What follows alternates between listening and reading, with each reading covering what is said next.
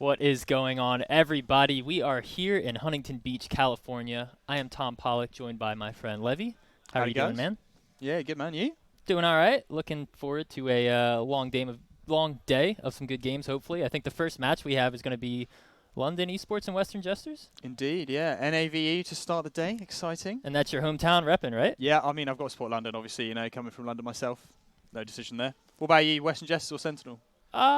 Probably more Western Jesters, but they're both, hometown favorites. I think they're kind of the two NA powerhouses. They're just those teams that can show up, and they have had success on land. So I think those are the two to watch out for NA. But London Esports coming off of not the strongest performance at Victory Land. They came in fourth, falling to Endpoint. Kind of a little surprised by that, considering how well they did at Epic Land. Do you think they're gonna show up at this one, or? Yeah, for sure. I think it's going to be interesting to see how they perform, particularly with Mylan instead of Max Strafe. So they're two very different kinds of players. So I'm really interested to see how Mylan fits into that team and how they work together as a unit. So, yeah, no one's seen that before. So it'll be really interesting to see how that comes together on land, for sure. Yeah, definitely hard to lose a player like Max Strafe, but maybe it's something they need to finally conquer Endpoint. I don't think they've been really able to best them as of yet. Yeah, I mean, I'm not going to do day on them right now, but yeah, obviously Endpoint, the Kings for a long time. Let's, game agents aside, the elephant in the room. Endpoint, we definitely looking to take another title here, so it'll be interesting to see London Endpoint later in the day. Yeah, I think that's important to note that Game Agents did take first place last weekend at Victory Land because Endpoint's been seen as this unbeatable force that no one can really do anything about. But now that they've been kind of dethroned, it's not as hard to take on these EU teams. They're maybe not as scary. Obviously, going to be a little bit favored. But talking about EU teams, I have XLZ Ghost behind me. How you feeling, buddy? Good, man. Yeah. How's This is it going? Sentinel's XLZ Ghost. You'll probably see him walking behind. Is that a Bud Light or is that a Red Bull? It's definitely a Bud Light, Make sure to watch out for him. He'll be getting plus 15s playing an A-Barn on some type of map. But, yeah, I'm excited, man. We have 8 full teams, a little less than we expected. It was going to be maybe close to 10, but some things happened. So just going to go down the list of who we have. We have Sector 1, London Esports, and Endpoint, all the European boys that were able to fly over. So huge shout-out to them. It's a, 11-hour flight, I think Baker said he just took. Yeah, well, and Baker spending some nice time with a flight delayed as well. A few people have some interesting journeys, so hopefully they're all over jet lag and ready to go. Yeah, excited to see all those guys here. But then for the NA teams, we have Sentinel, Western Jesters, and those are the guys that everyone's seen. But Blue Squad, MAGA, and Liquored Up, a lot of familiar faces, but a lot of people that haven't been here before. I think some of them may have a hard time, but I think there's maybe some wild cards in there. Maybe some dark horses in the open bracket going to find themselves winning some games and taking some maps, but we'll see what happens. Today is going to be round robin all day. 8 teams. Everyone's going to play each other once, so 7 matches each. And first one's going to be Western Jesters versus London Esports. I think we're about to jump into the knife round in just a second, but I'm ready, man. Do you have predictions? First game of the day? I mean, I'm back in London. I'm Yeah. going by straight away. No shame. What about you? I think London will win, but I got to back the boys, Everyone's drinking their Bang Energies. They're getting ready. I see people tweaking with their headphones in, maybe listening to some, I don't know, Lil Uzi, getting ready. Christ. Grudge match start today. Let's go. And we're going to jump into it. So I think knife round is done, and I'm going Western Jesters. Score prediction. I'm thinking 13-9 London. Is that 2 BM? Yeah. What do we got? We got Coastal? It's going to be hard. So looks like knife round is finished, and Western Jesters are sitting on the allies. Going down the players for London, we have everyone's got the dash strafe in their name. A big shout out to the guy. That's the leader, Zlatan, Mylant, Daxton, and who is that else playing for That's them? Bratic is a Rebirth. Okay, and Rebirth. And then over on Western Jesters, Aladdin, that will be Wally. We have Disrupt, Blade, Ritual, and Handsome West. Western Jesters, sadly, not going to be joined by Vic this tournament.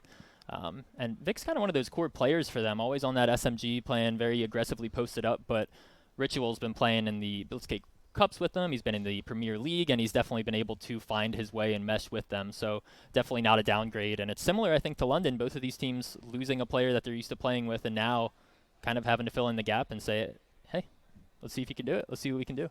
Yeah, for sure. A lot of eyes on Mylan here, equally the same as Ritual, so it'll be interesting to see if they can step up right here. What was Mylan on previously? Was it Rejects So or was Leisure? Yeah, he plays for Leisure, so he played last weekend for Leisure, and obviously they had a really good result in Epic Land a few months ago.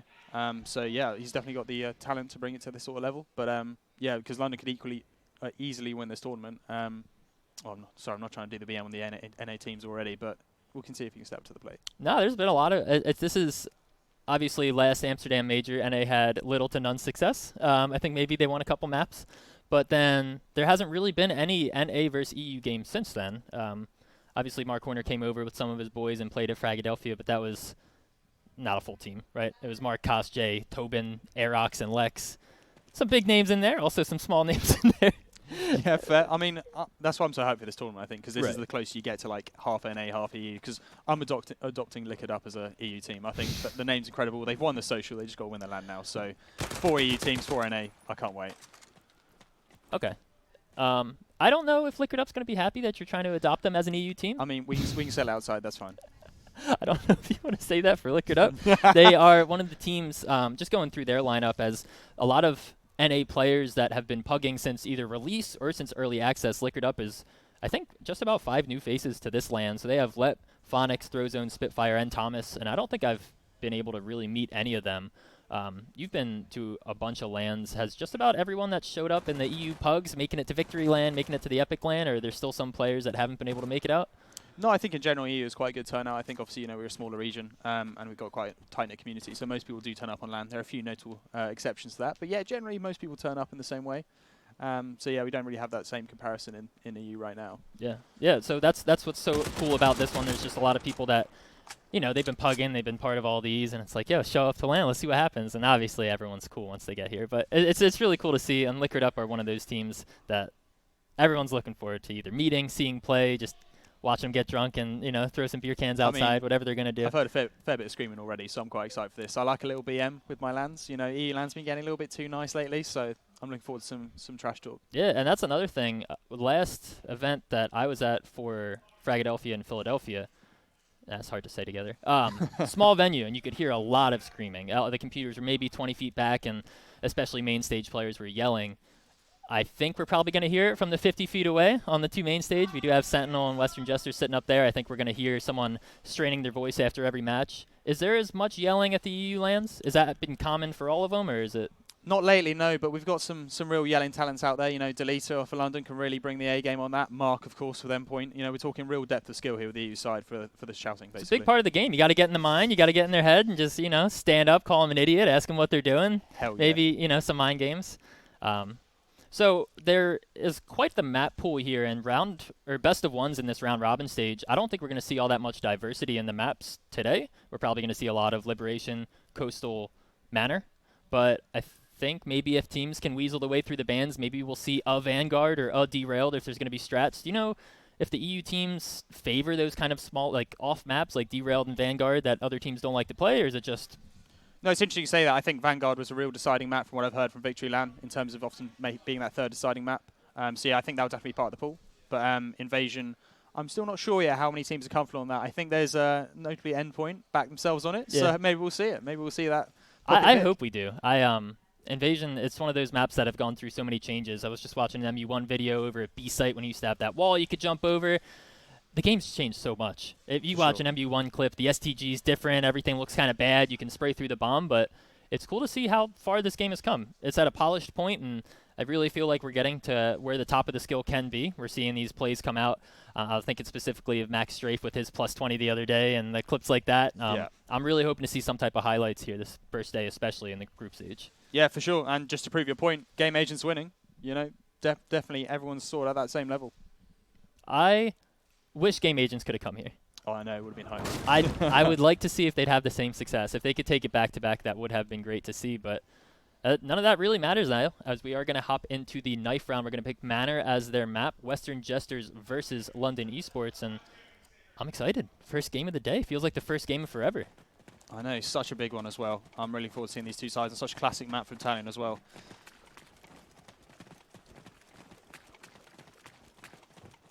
I'm trying to think about if there's any maps in this pool that a team will win knife round and take allies for. I don't think there are.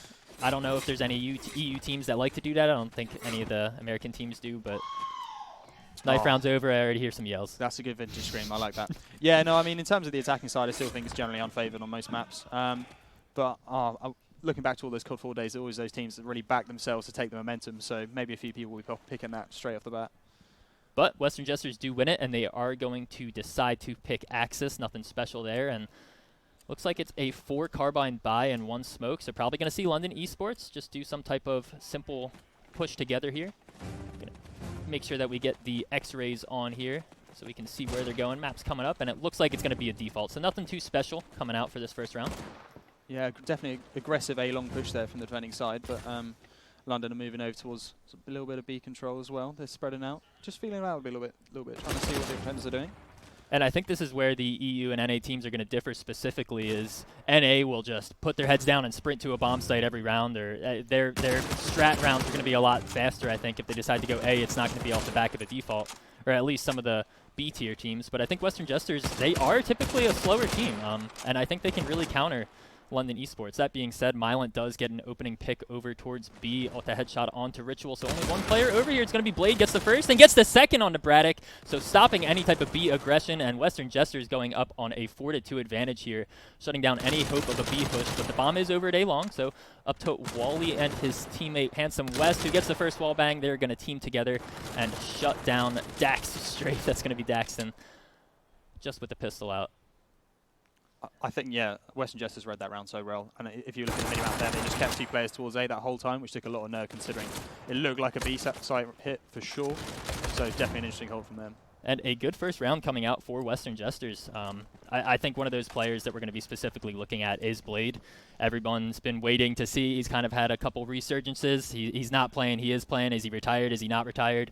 And I think he's going to pop off this tournament. I think he's going to consistently top frag with Disrupt on there. That being said, you have Ritual, Wally, and West and Disrupt backing him up. So it's this Western Jesters team is going to be scary if they can come out strong in this first map.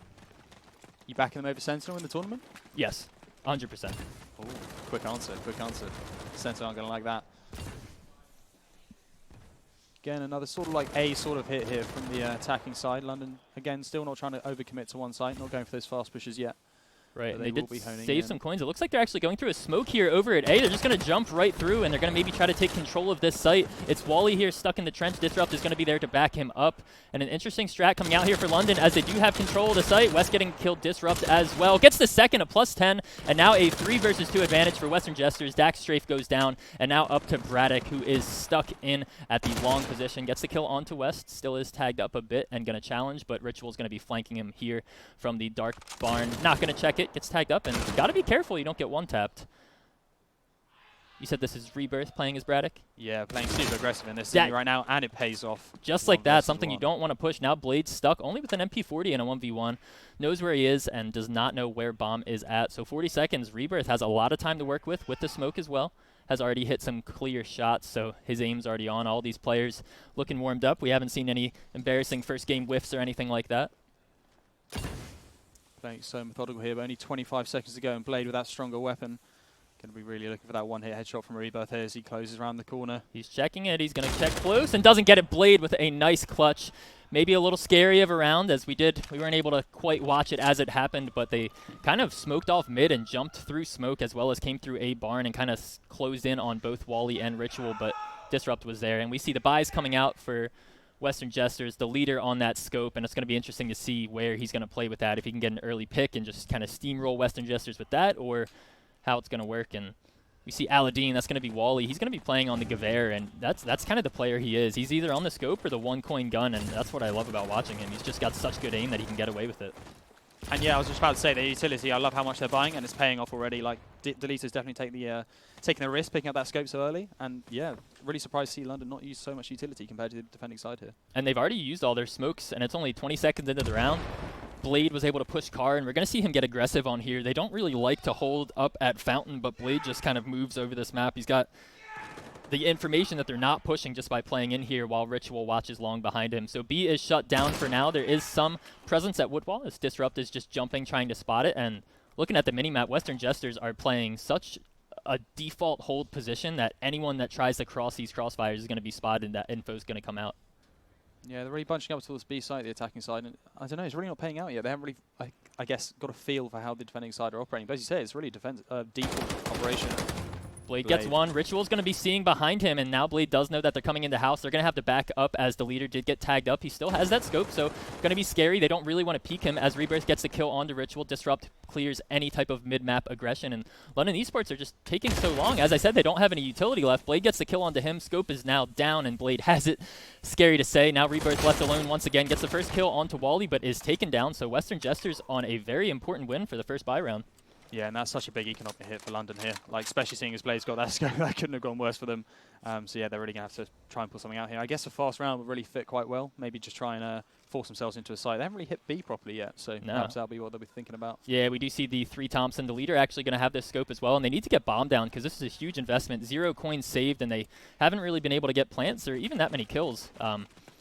So a really good round from Western Jesters, and I think this is going to be the important one as well. They just need to keep it up and keep going, but Wally going to miss his nade. It looks like it's going to be mid to A aggression, so Aladdin here playing an A barn is going to have to spot this out. London Esports are grouping together in this back manner. Trent's position, it does get smoked off, and we'll see if Wally can get this spray if they do decide to walk through it, or maybe they'll go drop, but London Esports definitely playing off each other with these Thompsons.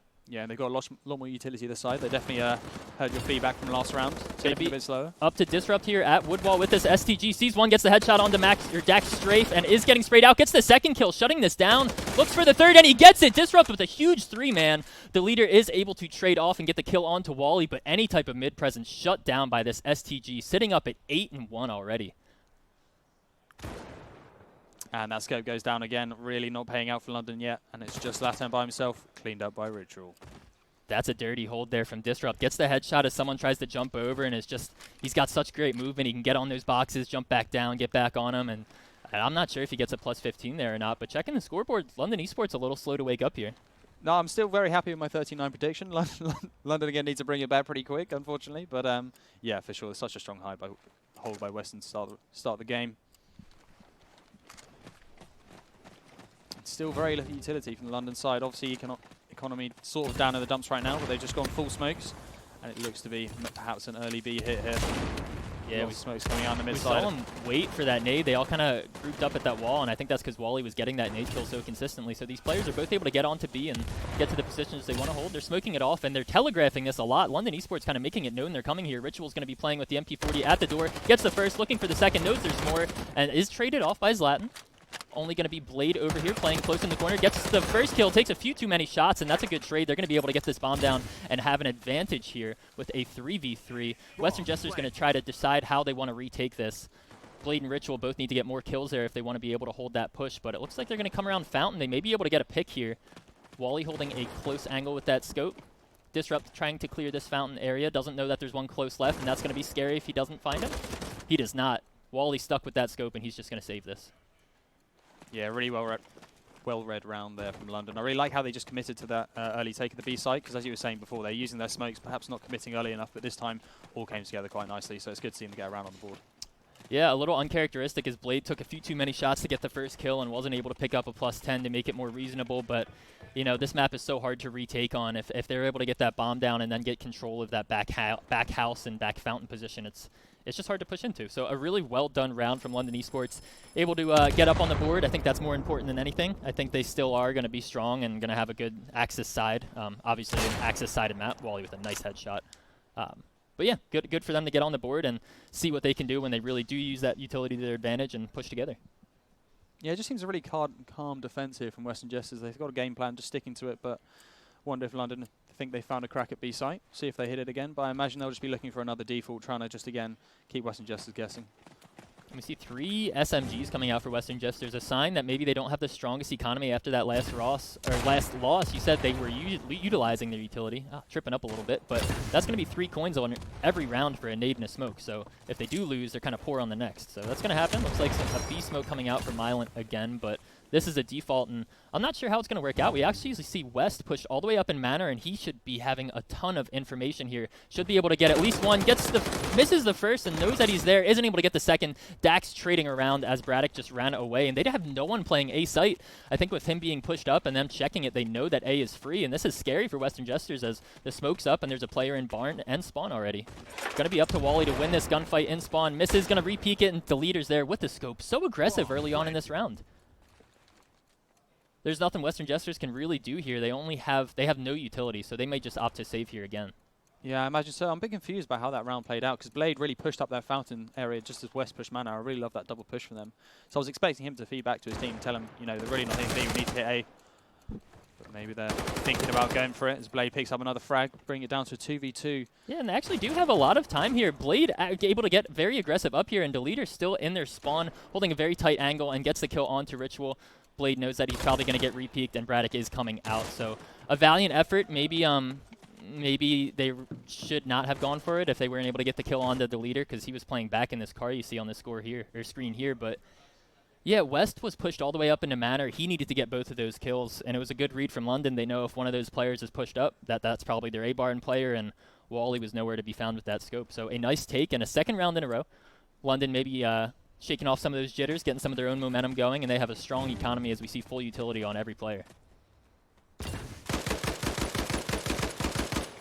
London still. Oh no! Wally with the nasty headshot, knows where to spray every time, and they're actually going to have some drop control again. Zlatan gets the kill onto Disrupt with a nade wood wall, so they should be able to take B site through Big Barn here. It's going to be up to Wally to hold this down, and Ritual and Blade need to make sure they don't get sandwiched or give up too many peaks here, and Ritual does go down getting in. Dax Strafe gets the kill onto Blade as well, and they are just dropping. None of them even starting their gunfights, just getting killed before they even see him, and now West with an MP40 going to have to either save or just figure out where he wants to try to get exit kills, but it's not going to happen.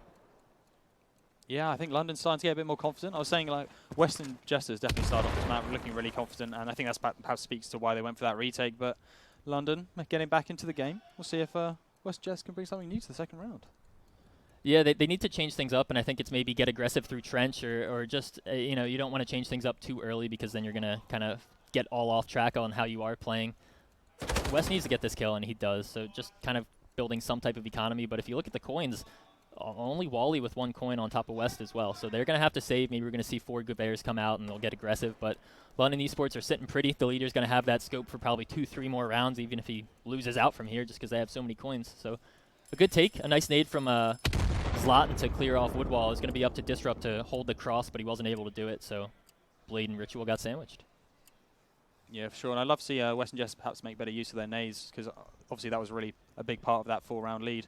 But if they're going to keep spending money on that sort of thing, 2 coins, we've got to be getting that investment back.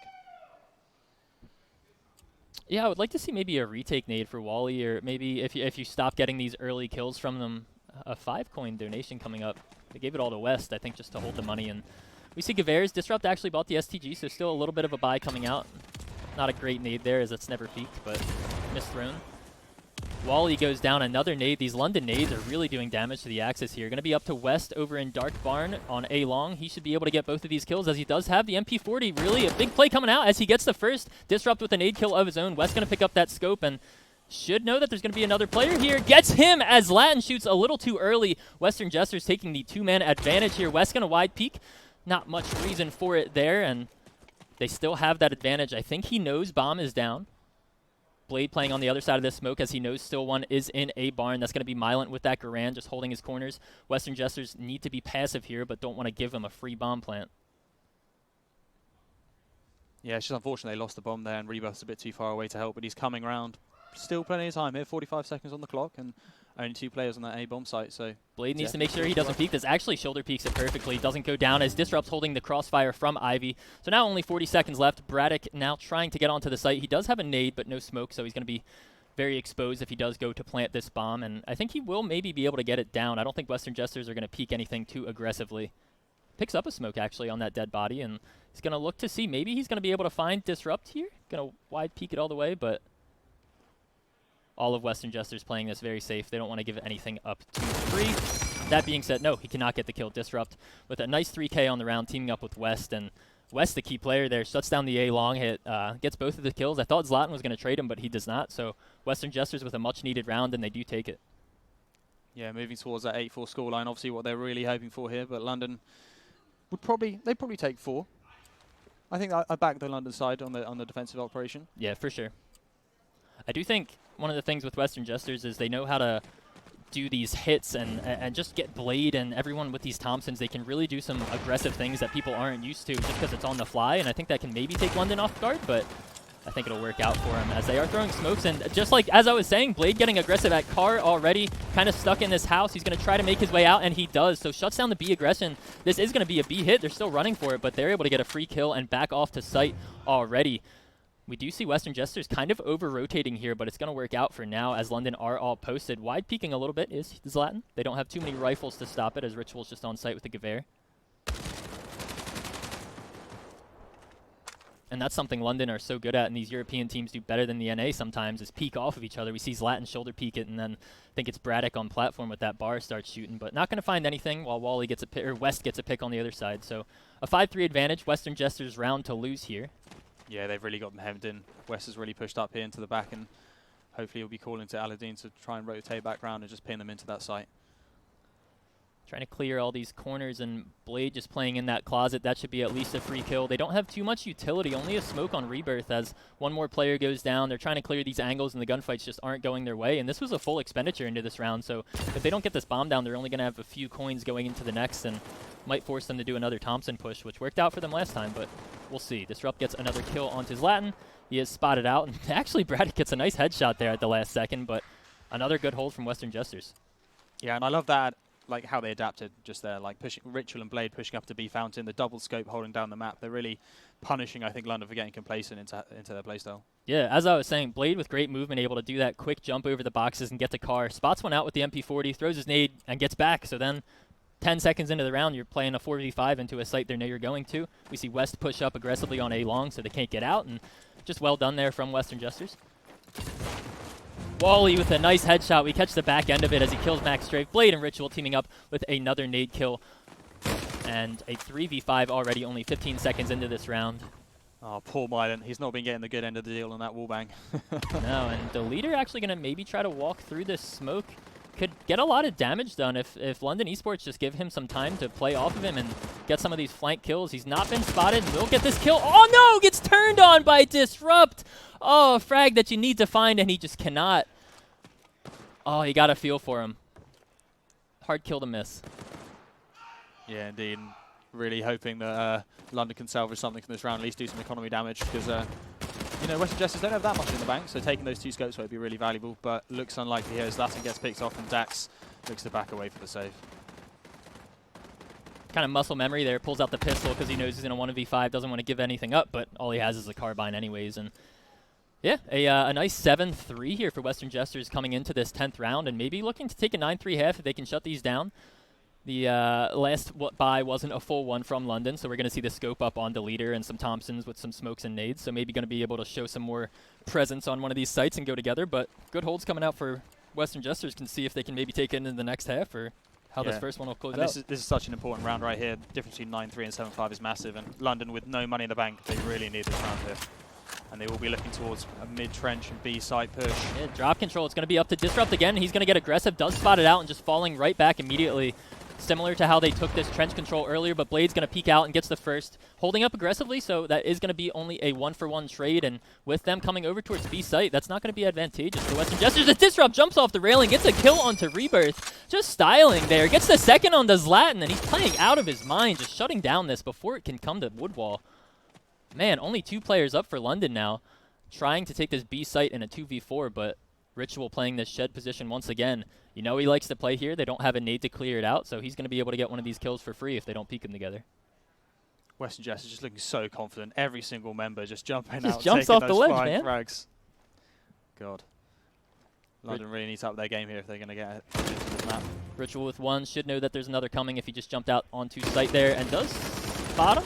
Wallbang in the wrong spot there on the tree, but it is traded. So a good hold. Western Jesters up 8-3, looking to make it 9-3 as we jump into the last round of the half, and Disrupt sitting up at 16-4. Wow. If that isn't dominant, I don't know what it is. I saw his Steam profile. He hasn't played this game, I think, since November 16th, November 11th, 3 weeks or so. Oh, why you got to start in London like that? I don't know. It's the NAEU. This is what everyone's been waiting for. It is group stages, first map of the day. I think London will finish these groups in, the top 3 probably, but a really good showing for the NA team here. And it's only the first side, so obviously London is going to have a strong axis, but Western Jesters coming out strong. Trades do come out as West gets one, but the leader is able to get him off A long. And now it's up to Wally here with this scope. Not a spot that he misses from often. Going to see if he can get either of these kills as he rotates over to Hay. Not the best spot you want to play with that scope, but Ritual's there to back him up in spawn. Wally holding a very tight angle and doesn't expect the leader to get all the way up there into the barn position himself. He is smoked off now, and these Western Jesters players are still over at B. They're going to jump onto site as 3 and should be able to get this bomb down. Ritual maybe going to try to spray through smoke as it is now being planted. I misspoke, it's actually a 4v3, so London Esports, 45 seconds to hold this site, and they should be able to do it easily. Yeah, and a super slow rotate there from the defending side. Ritual perhaps not saving him that it was so certain an A as he thought it might be. And it looks like, yeah, 8-4 will be taking us into the second half. Not terrible. Not great for London. Ritual will not be able to find the headshot there. It is smoked off a little bit so they can go through, and it's going to be him and Blade both. They know there's one on site, and he's just getting toyed with. They don't want to go out. Blade with this car, see if he can get any work done. Knows where one is, but a lot of work cut out, and a huge round for Zlatan as he gets 2 there at the end. Wall bangs with the scope.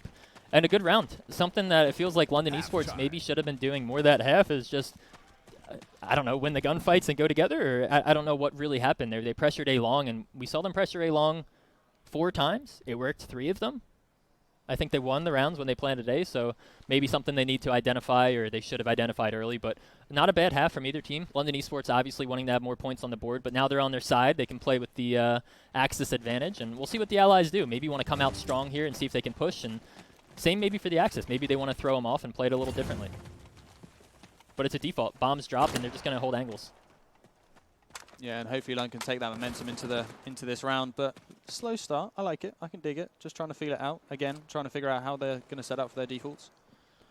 Wally getting taken very low and actually does go down as he repeaks it, and so does the leader. I don't think either of them expect them to repeak at sitting at 1 health, but I was going to say Wally, one of these players with the default set, is always good at getting these opening picks, but it's just not going to happen.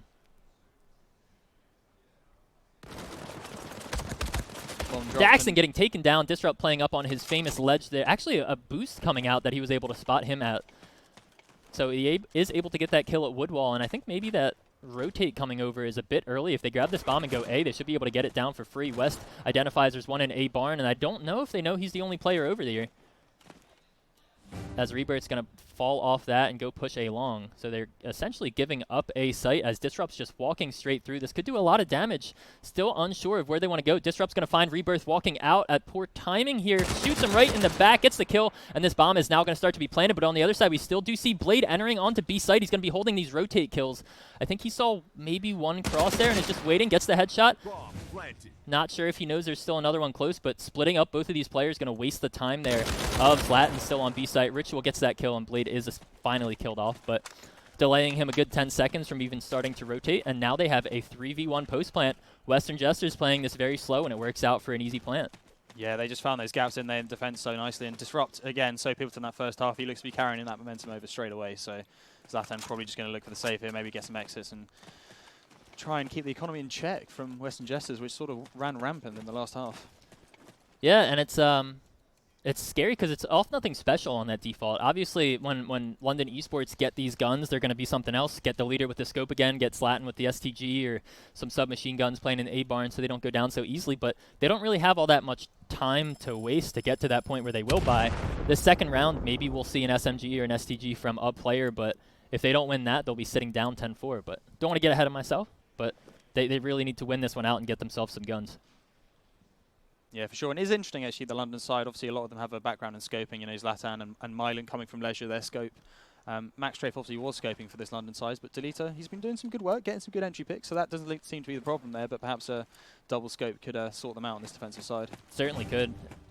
I was going to ask that. I didn't know the leader was the scope. I look at those names, I say all 5 of them can probably play scope at the level of other teams, but they're going to double peek long. Wally's here with the Grand, and Disrupt with another headshot playing from his ledge in the trench there. I guess they're not used to it because he's always here, but sitting in his office getting these kills. Wally on the other side of the map may be able to kill these A players if they decide to get aggressive and push through. But reloading here is going to get baited as someone peeks with him. Braddock gets him, and the leader actually doesn't show, so he's going to get aggressive through A long, I'm sure. Ritual needs to be careful he isn't spotted by it. Mylan getting up on the wall, going to try to go for the repeak, and is tagged out, needs to be careful. As I said, the leader does get aggressive through long A and kills Ritual, so the bomb's down, Western Jesters down in the man advantage. London Esports looking good on their peak so far. Latin getting taken very low as Rebirth does go down, and we actually see them kind of closing in on this site and taking over control of this barn. Weird to see who's playing where on the mini-map here as West does get another headshot. That's 2 for him on the round. Mylan is able to come out, gets 1, and can't find the second as he does get traded with the leader. Disrupt goes down, and now West left alone is getting taken very low on site. Mylan's going to push in, and no, does not find him in the back as West jumps back around, switches his gun, so Mylan doesn't get the grand, but a good hold and a much-needed hold. Yeah, what a frantic round. Jesus, yeah, I was trying to translate the mini-map there. No idea. Yeah, I don't know who was pushing where. They were all over. And, yeah, that was really well done from Braddock there with the leader there on A long. They kind of peek together, but he doesn't show, so then he can get aggressive and kill Ritual as he goes to grab the bomb. And I like how London Esports kind of double up wherever they go. They always have 2 players, and that's also something that I think European teams do, specifically Endpoint. That's why they have the success. They'll send 2 players and they'll just go with that, while the other team works the other side of the map, and that's the type of thing that can get done. Yeah, no, and definitely the flip point of that is obviously the 5th player is left by himself can be a bit of a weak point, and we saw Mylan there really struggling to hold Trench, but it looks like they might be sending someone over to help him a little bit, but he definitely needs to keep a hold on that because last round they really had a lot of control there from Western Jesters. Braddock just going to post up in this A barn with the MP40. It looks like London not all the way pushed up aggressively on B. I think he's just playing on the other side of that shed, or that kind of corner there. Blade trying to get some type of peeks, but not finding any headshots. Not the biggest buy coming out, but we do see rifles on all the Western Jesters players, so you can bet this is going to be a slow one as they look for headshots or any type of pick they can find. Yeah, and equally London just all full SMG there. Really hoping to try and take those close quarter angles and not giving the attacking side any sort of informational picks. Yeah, and if you look at the mini-map, they're all playing tight angles just based on where they're holding. What's that, player 7's Latin there, just kind of sitting, yeah, I was going to say, on the other side of this white box, and may not be something that Blade's going to peek unless he gets up on top of this white box and looks down. I think he's just on the other side of this. Latin needs to be careful if he shows too much, and he does get that kill onto Blade, not able to strafe around it. Mylan gets his kill on the other side of the map as well. Ritual and Disrupt going to try to find some type of aggression here on B, but Zlatan's already pushing out, and a good cleanup there coming out for London Esports as they are bringing this back here, moving into the 16th round, 6-9, London Esports. Yeah, it's an unfortunate round for Western Jesters. I think everything just came together for London there, but generally they look the most confident side, and Disrupt still 20/7. He is absolutely bossing it on the server right now. Yeah, and maybe Wally taking a little long there to wake up. Same with Ritual. Wally at Fragadelphia, one of those players that when he started playing, he's in the zone, he'll just start screaming and finding 20, 30 kills a match. So, you know, everyone here a little slow to wake up on both sides, but this is turning out to be a good map. Not a stomp either way as London are clawing back. They do have guns, and once again, they all have SMGs, so they can all play these tight angles, which is scary to go into as Western Jesters. Everyone just playing so slow, trying not to give things away. I think some type of smoke or some type of play here has come out that make them think that this is going to be an A hit if they've rotated all the way through. Blade maybe not going to be able to take advantage as he doesn't know, but he just walks all the way through car. I think maybe something was told that... I'm not sure why they rotated all the way off B site here, but it's working for London Esports. I don't think they're going to expect Zlatan to be here. Oh, they do spot him out. He doesn't know, but he has the bomb with him as well. Easy kill for him. They need to identify that he's there and get that, but it's not going to happen. A huge round from London, and they really switched it up there. They over-rotated. They sent someone aggressive. I think it was Dax in there with the MP40. Zlatan gets 2, and a huge round from them, closing the gap once again. Still not all that much economy coming out. I don't think Western Jesters have planted the bomb yet. Yeah, for sure. That's a good point indeed. And then also we're seeing on the scoreboard Ritual and Mylan, the two, as we were talking about, the 2 new additions to the rosters, starting to warm up a little bit. Obviously a tough game to come straight into in a new lineup. Yeah, I think this is one of those first game of the day. Who am I playing? Oh, London Esports, great. Who are we playing? Western Just, oh, great. It's going to be a no easy round, no buy in the first one. They're just jumping straight into it, and it is working out for London Esports here on the Axis side. No scope still coming out. I'm a little surprised to see that, but it's working. They don't really need it. They're just playing positionally and taking gunfights with good crossfires. They're really playing off each other well. Yeah, I'd love to see some like entry nade frags, entry scope frags from Western Jesters, try and shift things up a little bit, try and take some more risks, because once you get into the mid-round, London are just digging themselves in. I think that's one of the reasons they haven't had success, because they do know the nades, but they just don't have the money to buy them. So you either go carbine on everyone with a smoke and a nade, or Garans, and you look at the buy sheet over there, and it's Garans with no utility. I don't think they're going to win a round if they keep doing that. Yeah, I think this was the meme like 18 months ago when it was EU versus NA battalion, just the NA players taking the guns, taking the gunfights, whereas EU players are playing that carbine and 2 utility. Sort of falling back on that right now. Disrupt with a nice opening headshot, and they need to group together and work off that, and that's exactly what they are going to do. This mid player, West, is going to be able to get through a barn here if he chooses to. We do see 2 London Esports players all the way there. West able to shut down the Ivy player, so they are going to have to trade off and kill him. And hey, I don't think he's made himself known. There is still a London Esports player. He pushed through the smoke. Braddock with the MP40 is behind everyone, but I'm not sure if it's going to be enough. He is smoked out. It's going to get this first kill if he chooses to. Going to watch Braddock as he gets the first. It is re-smoked, and he's not finding the hit markers on the second. But Mylan was able to push through as well, so they have control of this site in weird positioning as Mylan's going to fall back off. Braddock spraying the A barn, and they're kind of causing a tear here. Blade should be able to pick up this frag, and he does. So now Braddock left alone in a 1v3, has the Grand and no utility left on him. Kind of wide peeking here, but does need to be aggressive because he needs to find these kills before the time runs out. Yeah, 20 seconds to go. I think this is just a little bit too much to do, but he's going to certainly go for it. Almost gets there one on Wally, but I think they're just shoulder peeking. None of them actually, West does take the gunfight. Fakes the bomb here, and Wally's going to peek. They need to be careful that he doesn't get the defuse. He's at least going to bait out something, but Wally going to take the frag. So a good round from Western Jesters. The opening peek with Disrupt, and you saw the minimap, they just went for it. As soon as that came out, they just start sprinting towards A, and it's not enough. Braddock was in such a good spot there at Hay. He walked through the smoke and came back as they were planning. If he got a +10 there, maybe it'd be a bit more doable, but they re-smoke it, and he's not able to get it. Yeah. And absolutely proved me wrong there, just making use of their SMGs and standard rifles to just get those sweet entry frags. So fair play to them. If they can keep that going, they're going to take this in quite nice and style. now it's scary. So they did plant, and the nades do come out. They have the mid smoke. They're going to throw the B smokes over here, and looks like they're going to maybe get some type of drop control and push up towards car. The leader does have the scope, struggling to get up on the wall there a little bit. Mylant with a nice opening pick though over on B. Blade is already down, so a good one-man advantage already. And I think that's XLZ Mike we hear screaming already from the main stage. Good to know he's having a good first game as well.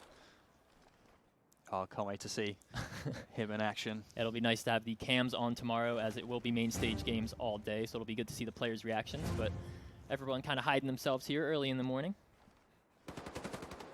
Braddock with a kill as well, so Western Jesters, they threw the utility, but they're just playing slow once again, and it's not working out. Yeah, it didn't really look like they had a game plan for that round after they got that entry going against them. The leader playing a tight angle, may be able to kill Wally here if he's not careful, and he is not. The leader with a nice easy frag. Ritual's there and may be able to get this kill actually. The leader's going to push in, and Ritual should be holding this angle. Knows he's there, does get the kill, so a nice scope down. Oh, and I can already feel the anger from Delita there walking into the wooden post. Ritual looked like he wanted to run back and group up with Disrupt, but that's not going to happen as he does have the Grand. Going to turn around and should be able to get a kill onto Zlatan here, as actually just some timing there as he does not quite see them. Might be able to pick up a few exits here, Zlatan's going to find him in the back here. Ritual not expecting it. Shame. A good round from London Esports. A kill apiece, so a team ace. They're playing like it, man. Everyone's kind of coming together and showing up on this Axis side. I'm feeling the overtime. Are you?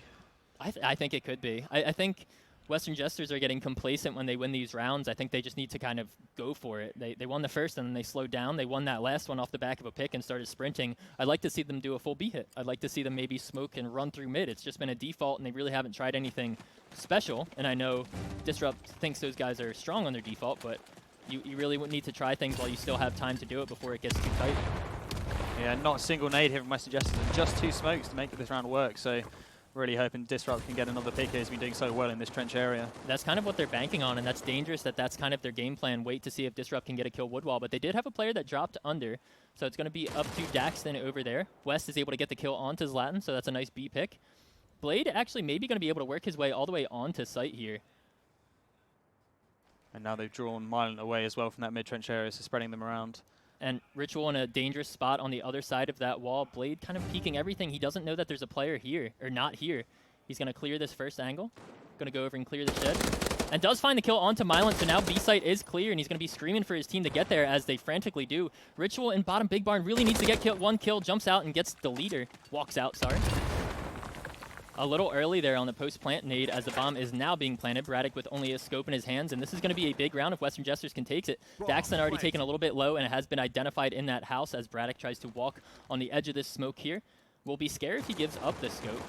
Wally gets that kill, and now in a 1v4 and just starts spraying away. He needs to save this, and he's not going to be able to. Blade gets that frag and will pick up a scope of his own. So a nice round from Western Jesters there. Yeah, and Zlatan's going to be kicking himself. He's been playing quite keen and pass from that B site, and as you're rightly saying, you know, Western Jesters haven't found an alleyway in there, and then Sadly, he gives the entry away when it matters the most. So, yeah, penultimate match point for Western Jesters. They're getting there. Yeah, I'm thinking of why Mylent came off site B there. Blade was able to just push right on and take that gunfight from a little far away. Mylent just drops, and they just sprint over and plant it. A little early on the post-plant nade, you saw it come out, and now look, 5 nades coming out, or 2 nades, 3 nades, 4 nades coming out early in the round for Western Jesters, burning through a lot of their utility. But this round, they're not getting complacent. They won the last one, and they're going again, but I don't know if they're going to like walking into this 3-man stack of London Esports on B site. It's not working out for them so far. Yeah, they've called this perfectly, haven't they?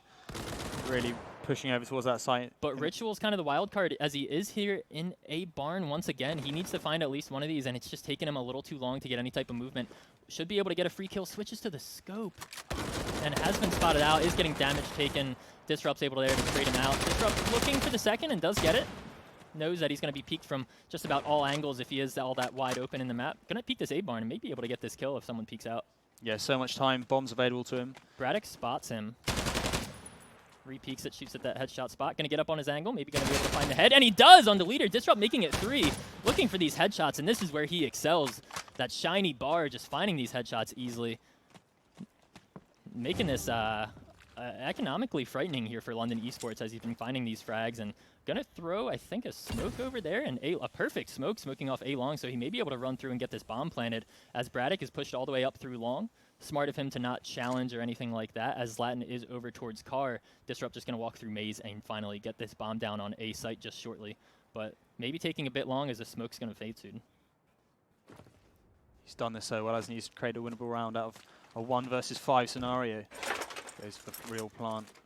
Braddock going to peek this from long. Disrupt not planning quite behind the site. Disrupt looking to trade it, and it's not going to happen. Braddock knows he has this round 1, but Disrupt could potentially have gotten some economic damage there. London Esports with another team ace.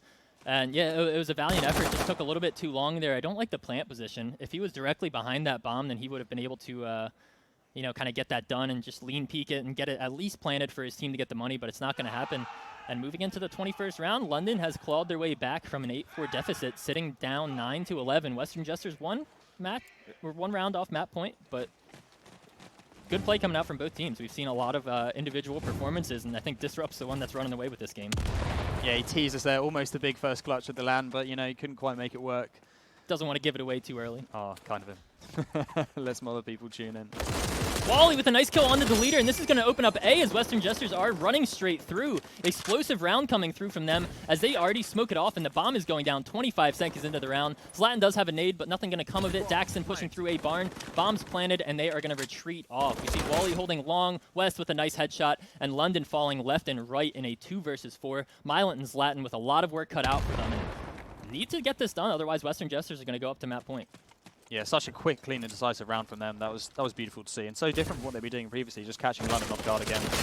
Oh, a huge headshot. And Mylent gets one of his own, so a 2v2. Western Jesters getting a little over-aggressive there, and one more smoke does come out.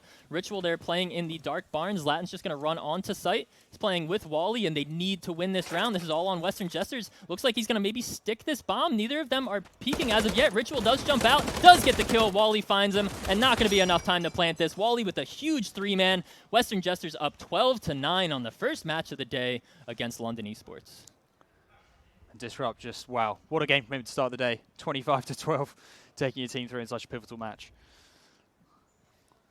I'm just looking at the scoreboard, man, and it's a little sad. Some of the players still not quite getting into it. Not going to call them out specifically, but I mean the teams are working together. We've seen team aces, we've seen the trades coming out and things like that. It's looking good for both teams. I think it's just a combination of cold hands, jet lag, you know, not having coffee, and a few other things. Yeah, London with a big travel. They have been here for a little bit and warming up a little bit, but Mylent gets one, not able to get the second as Western Jesters just bum rushing another site. This time it's going to be B. Daxton does get a kill onto West, so slows it down a bit and is able to, Zlatan's able to get himself into this close corner. Has a lot of work if he can get more than one, but Blade just trades it off. And now a 2 versus 3, definitely doable as Wally's standing on top of this bomb before he plants. They think they know they have to find a frag before they can just stick this plant. Blade holding the door, and they are spamming the door, but Wally being smart, planting up on top of the bomb there, and Daxton running through, gets a kill on the Wally. They know Blade has retreated off, so a big 1 versus 3. Knows his teammates have planted on top of the bomb, and he's going to try to get up on top of this box and spray, and I do not think it's going to come through.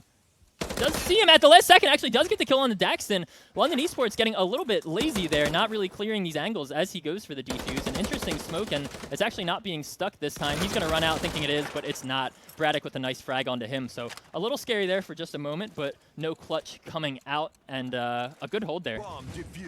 Daxton with 2 nice kills and shutting down a B push. Was a little scary. We saw him get explosive and sprint straight through, and just didn't really work out for him. Yeah, for sure, and obviously we were talking about earlier with Game Agents taking that last win last weekend, you know, there's a lot of people on the same sort of level, and maybe this is the first of many overtimes we're going to see today. Maybe London can do it, but I'm sure Western Jesters have some other tricks up their sleeve, such as the A-site hit. Yeah, just not too many more rounds to work with. Maybe one to throw away if they want to try something funky, but I don't think they do. We see kind of default guns coming out. Ritual just on a carbine, buying a smoke and gets very tagged up. Wally, careful here, needs to just going to peek A long. Nothing's going to come of it as of yet, though. Mylent getting aggressive here in B house. Doubled up, I think, with Zlatan, and I like this from London Esports. Not able to get that kill, and Blade is taken low. I'm not sure Zlatan's going to re-peek that. Yes, he does, and you never expect them to both be there. Blade going to be a bit confused as to why they push it, as it's the first time they've done it all game. West seeing him retreat off, so he should... Oh, a nice headshot on the Braddock. Aggressively peeking that as the call was made, but West with the fast reflexes finds that, and now Western Jesters up in a 4-3. They know that London's been playing this, and someone actually coming outside of A barn. I think it's going to be the leader, and no one's there to trade it with him, as I think he knew that they were all going long to push him from here. So some good aggression, evening this out at a 3-3. Sees them coming, and it's just going to rotate all the way off site. Looks like they're going to opt for a post plant type of play here. Yeah, and all 3 coming from stand-up positions. It's going to be 3 versus 3, very quick and clean. Looking at that A-barn area and as the main action London, area. As we've seen, is pretty scary on this post plant.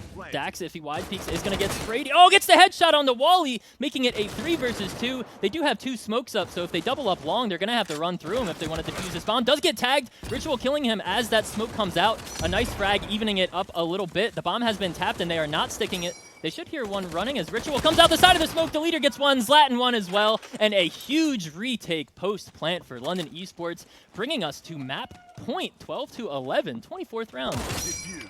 Oh, really using those SMGs. What a shot from Dax there to get that entry on site. That is really make or break stuff. I think it's just misplay there. Maybe some nerves getting to the best of Western Jesters there, as they're not able to play on the edge of that smoke. They don't go together. They hear that bomb tap the first time, and they both think it's going to be a defuse. I don't think London are that bold to just stick it in a 2v2, but it works out. And 2 rounds now where they've been able to take over a post plant and defuse the bomb. So Western Jesters at least able to keep their money and buy up, but we only see 3 smokes for them coming out this round because they lost. Oh, it's not. Oh, the utility coming out, and anticlimactic last round already as Braddock and Mylent get a kill apiece onto the 2 top fraggers. The heavy hitters here for Western Jesters already dead. Yeah, and West also not getting that entry pick like he'd hoped. This really hasn't gone the way they'd hoped. But still plenty of time to work with. And to be fair, London really haven't taken a lot of map control after those first 2 entries. They're still playing quite tight. And Aladdin getting that entry.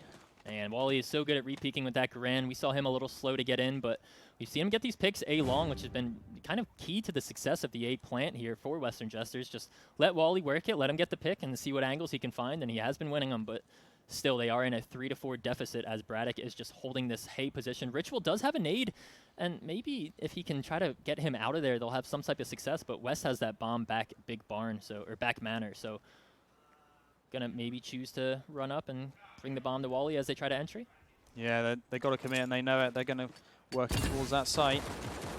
Really put that nade to good use onto the... And it is coming out. We'll see if Ritual is going to land it or not. It does come out and tags him. Doesn't get the kill. They at least know he's there, but look at London Esports. Look at this mini-map. They're already out. Actually, West goes in with the pistol, finds the frag. Now has the scope in his hands, and Western Jesters are up 3-2 advantage. Oh my, entry kills coming out, and London Esports losing their lead as Zlatan tries to get aggressive through Maze and gets killed by Wally. A huge round, a 3K for him already, and Mylent left alone in a 1 versus 3. Wide peeking with this car, and he goes down. Western Jesters, a huge 2 versus 4 as they are screaming from their row. I think a big upset. Yeah, for sure. Love hearing that enthusiasm as well. That's what we're here for, a little bit of BM, but such a well-deserved win from Western Jesters there. You know, London came back into the middle, but so decisive, confident, and some sweet jumping picks as well. We see them on stage right now. It's Blade, Ritual, Disrupt, XLZ. The guy you saw on screen earlier is shaking some hands, and I'm very impressed there with the Western Jesters performance. That was a little scary at points for them, but London Esports also very impressed. There were so many glimmers of what they've done so successfully at those tournaments before. Maybe just a few things didn't quite go their way and they weren't able to capitalize, but kind of there in the second half of the map starting to show up as we know how they are. Yeah, and I mean, for sure they're going to be disappointed, but I don't really think that's fair, you know, especially with Mylan coming into the roster brand new and obviously coming off the back of last week's event where they were playing against each other. You know, I think they'll be quite happy. Well, they should be quite happy with that 11-13. You know, they really made a good account for themselves after they came back in after that 4-0 deficit at the early rounds. And as we were saying, this is going to be round robin all day. Not sure if we're going to get to any best of threes later, but all these teams, they're going to play all day today. No one's going to get eliminated quite yet, so London Esports maybe just need to go reset for a little bit and come back, sit at their desks, and relax a little bit going into their next map. This is one of the stronger teams in the bracket, so maybe if they go up against someone they are favored against, I think this was kind of even footing, but there are some NA teams that I think London are definitely set to take the score over. But a really good way to start off the morning, and I think I saw Sentinel maybe had won their match as well. Who are they playing against? Do you know? It may have been Trump's team. It may have been Blue Squad or whatever they're going by, Blue Squad, which is former RBL. But yeah, a good first map to jump it off. And I'm not sure who we're going to stream next. If you want to check out the bracket, it's on challenge.com/winner Wartide 2019. And if you just type in the ! bracket in chat, you can see it. Click on matches, and you'll see what's going on. Should be updated pretty regularly. But that's going to do it for our first map of the day. And I'm excited to get into the other games. That was a good one to start off on. Hell yeah, that was, really set my expectations high for the rest of the event. But, you know, at least 6 more games today, if not more. So it'll be interesting to see a few more EUNA matchups, hopefully. A little bit spicy. I'm hoping those are the ones streamed at least. I want to see London Endpoint as well. If that's not on stream, I'll go stand behind them. But that's going to do it for us for now. I am Tom, joined by Levy at the Winter Wartide event here in Huntington Beach, California. And we'll be back in just a minute.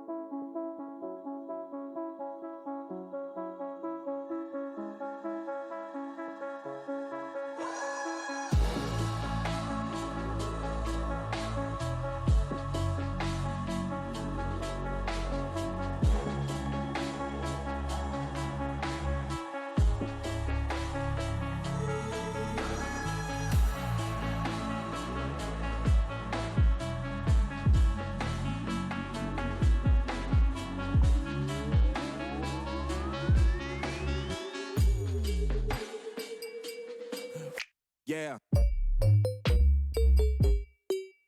Yeah. What? Yeah. Yeah, yeah, yeah. Loaded. Yeah. What? Yeah. Yeah. Yeah. Yeah.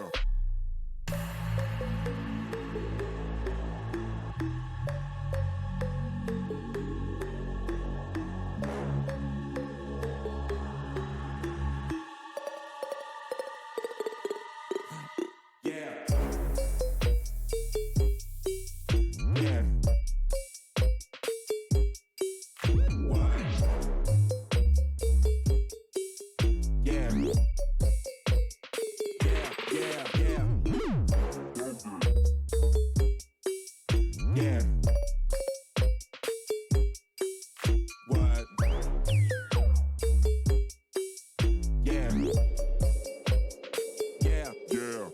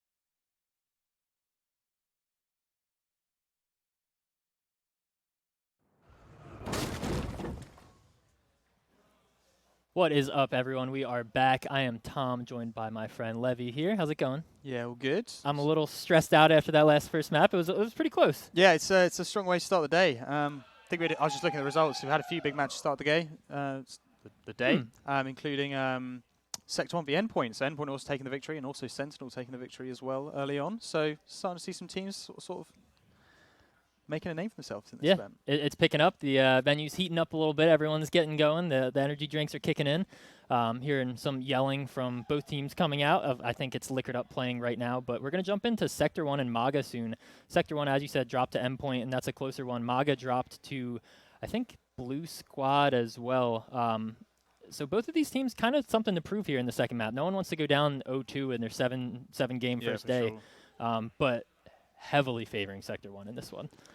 Yeah, I mean, I don't know if I'm being biased. I don't know much about MAGA, but if you're saying so, then definitely for me as well. Yeah, so it's just go through the players. It's Triple's team, and it's kind of a pug team. It's Triple and Raffle Cakes who's last minute, and they got Carbs and all the boys, Sync, and I forget the last one. It's going to be Carbs, Sync, Raffle, Jabin, and Triple. So all players that have been around a lot, but this Sector 1 team just last weekend lost in the grand finals to Game Agents. The land before that, they came in third place. KazJ, a major winner.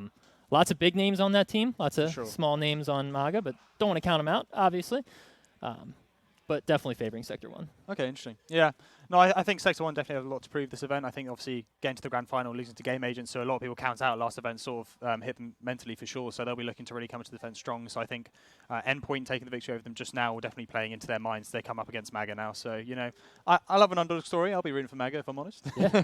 And Sector 1 will be punching me on the shoulder later for saying that. Yeah, it's it'll be interesting regardless. And I'm just excited to see into some more big, heavy-hitting matches. So Western Jesters, London Esports, one of the bigger matches I think that people were expecting to see the other day. It's going to be Western Jesters versus all three of those European teams. It's up in the air. I think they're favored against the NA teams, and they took it. Sentinel did beat out MAGA 13-7, and 7 rounds from MAGA versus Sentinel is honestly a good amount. Sentinel kind of ran through a lot of the teams in the Premier League, MAGA being one of them, or a variation of MAGA. So if they can turn it on, and players like Triple and Raffle can turn it on, then maybe they'll be able to win their gunfights. But I was talking to Triple outside. He was saying, what do we need to do? Or, like, what are some tips against this Sector 1 team? And I wanted to say it's a little late to ask against teams that have been streamed for the past couple months, but I digress. I think they just need to play together. I think Sector 1 are 5 of these players are some of the top 5 in battalion, so you don't really want to play these defaults and take 1v1 gunfights across the map as you would maybe against a team on your same skill level. So I think it's group together as 2 and 3 and try to trade off each other and find success that way. Other than that, it's hard. I think a lot of it's going to be resting on the knife round. If they can start on Axis and get off to a good start, maybe tilt Sector 1 a little bit, but it's going to be a lot. And so in NA Pokes, do you play a lot of Invasion and Vanguard? Is there any potential for MAGA to try and get that sort of pocket pick and take Sector 1 to a map they haven't played so much? Yeah, I think on the other side of that, there's some players on this MAGA squad that also haven't played a lot that would feel uncomfortable on it. To answer your question, no one picks those maps. And if it is picked and it's a team you don't like, then you can maybe expect someone to want to dodge it or something like that. But I think it's just we're going to see the same maps today. It's a best-of-1 series against a team. Maybe you can pull out some cheating rounds and things like that, but we're not going to see Invasion or Vanguard, I don't think, for a little while. But we're going to jump into the knife round, and I think we are going to be playing on Manor here.